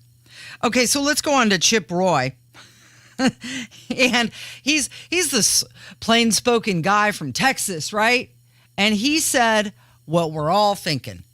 Leah Thomas, a biological male swimmer for the University of Pennsylvania, and let's be very clear, if you have eyes, Leah Thomas is, in fact, a dude. That's just simple, obvious truth. Everybody knows it. Literally everybody knows it to be true. So I'm old enough to remember when women modeled bathing suits. You are too, you remember? Didn't Miller Lite just apologize for doing it? Yes. Yeah. Yes. You're absolutely right. So now we can't objectify women in bathing suits, so let's put dudes in bathing suits that are targeted for women. It's so frustrating. Everything is backwards and upside down. But here's the thing, and my question that I continue to ask you, because ultimately you will decide. It's not you, Casey Daniels, but you, the female species, will decide this. What are you going to do about it? And if indeed boycotts and punishing corporations financially doesn't work, then what are you going to do about it? This is radio. You're supposed to talk. Well, I'm thinking about, the conversation that Jen Young and I had about this, the Olympian. Oh, yes. The rower. The rower. Yes. And, her response, it was like, well, what are you going to do about it? And her response was very telling because she said she's scared to speak out because she doesn't want to be bullied. She's got a family. She's got a business. She just wants to I don't like it. It doesn't make any sense. It's not right. But let me live my life. Then you're going to lose. If people are like her, and God bless her, she came on this radio show and she did a lot more than a lot of other people do. If you're a woman out there hearing our voice, if you don't speak out, you're going to lose. These sicko, weirdo people are going to win. Ultimately, this is in the... Because they're the loudest. Right. It's the same reason when you go down to the State House, the angry red-shirted teachers almost always get what they want. Why? Because they're there, they're loud, they wear color-coordinated shirts. Society's weak. I was around weak people all the time in the government. I used to laugh my backside off at those people because their weakness was exploited. The reason people were mean to them or up in their grill or giving them crap was because they knew they were weak. If you can bully or push somebody around... Well, I mean, hello, look what happened to the entire country during COVID. Weak society. Exactly. Bully and push people around, lock them down. So is that what they're trying to do to the entire female gender? If women are not willing to speak up and to steal a Kamala phrase, to do the work, to do the boycotts, to have the rallies, to punish severely these companies that do this. Because ultimately, while I matter in the equation of since I'm a consumer, and obviously these are things I think about when I consume different things, I am a man. I am not going to be the one who's going to be able to ultimately push the ball across the finish line because it's women who are being violated here, men who are stealing what it means to be women. And so unless more women are willing to speak out and speak up, and I'm talking in social settings, I'm talking in public settings, then you're going to lose. Well, I wouldn't buy that bathing suit to begin with because it's a one piece. And you know what I know how you are. Oh, yeah, I know. Okay, coming up next, we've got Susan Beckwith, and we're going to talk about etiquette at weddings. It is wedding season, and that's on the way with Kendall and Casey on 93 WIBC.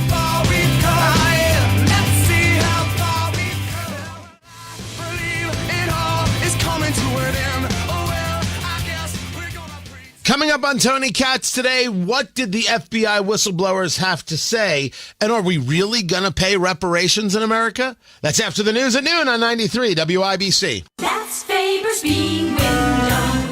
Trust me.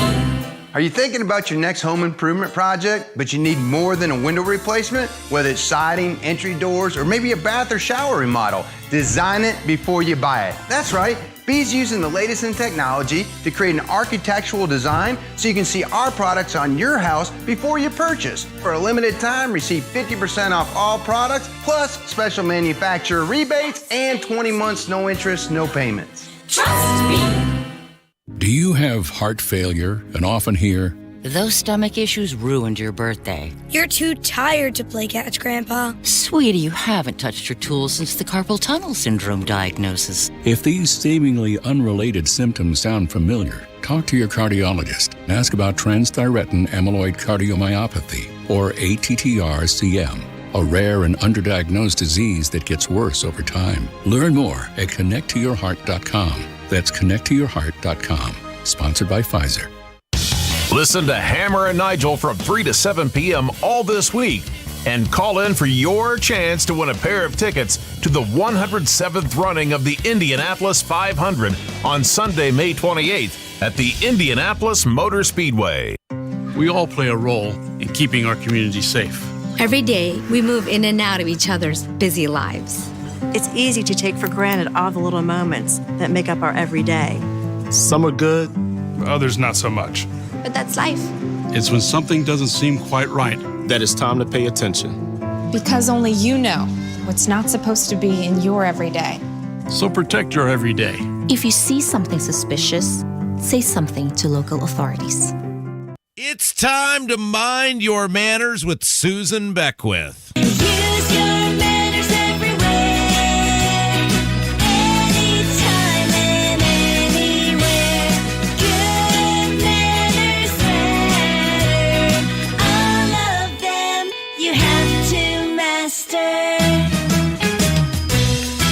Oh, yeah, it is the Kendall and Casey show, and it is time to let you people head into the weekend with, well, some sort of human decency to take with you. You need to mind your manners. You know, we started doing this several weeks ago, Casey, because I felt like, well, one, we had to end our show for the week on a positive note. Yes. And two, we've just got some people that need some refining out there in listener land. And when we put the two things together, we said, who better to do that than the former Miss Indiana, Susan Beckwith. And this week, Casey, Susan is going to walk us through. It is wedding season. It is. All the people are getting married. Yes. We've got people in this building that are getting married. Love, exciting, and new. And, of course, there's a lot of responsibility as the bride and the groom and the family of the bride and the groom. But there's also responsibility as the guest. What? You've got etiquette. You've got responsibilities as a guest. And here to walk through it with us, the one and only Susan Beckwith on the drivehubler.com hotline. Susan, how are you?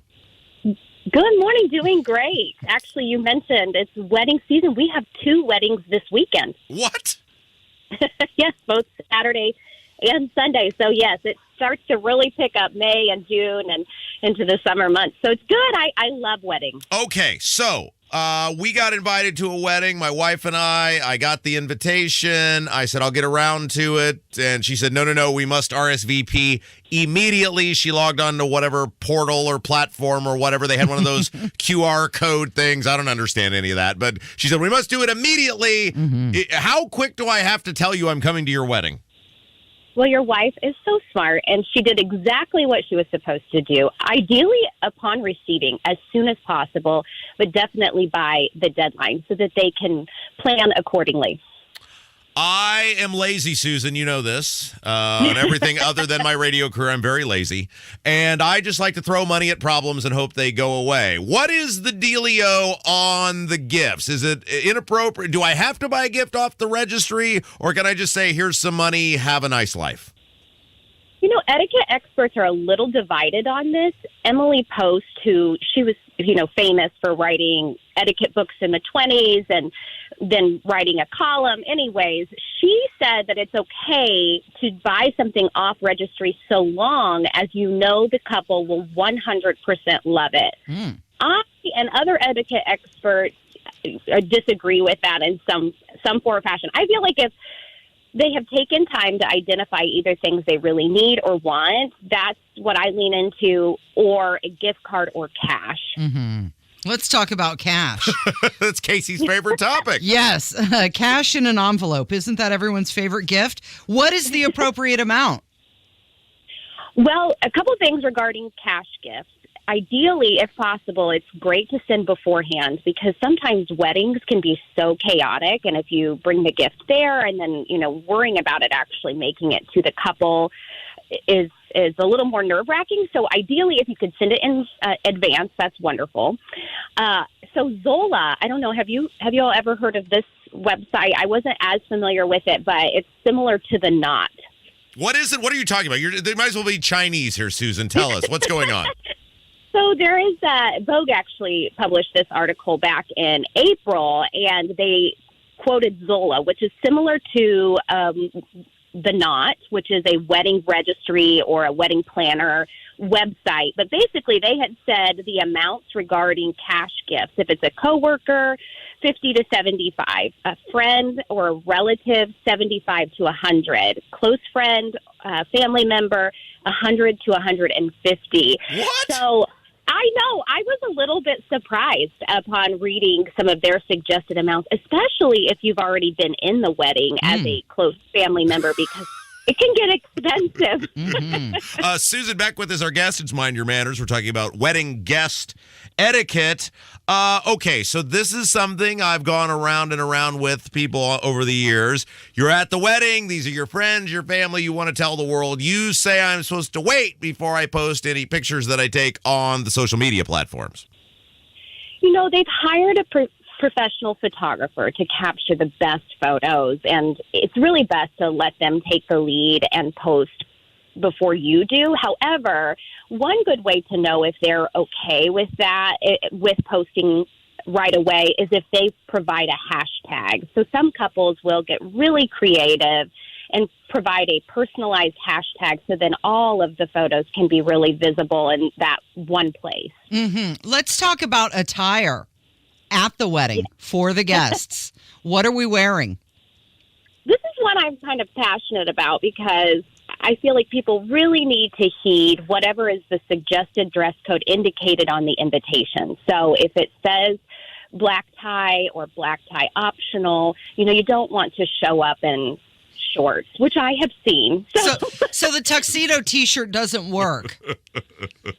Well, yes, no, that would not. Yes, note that, Rob. It's my fault. Of course. Yes, thank you. Question, Susan. What is the...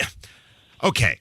This is why, as you know, your husband was the officiant for our wedding.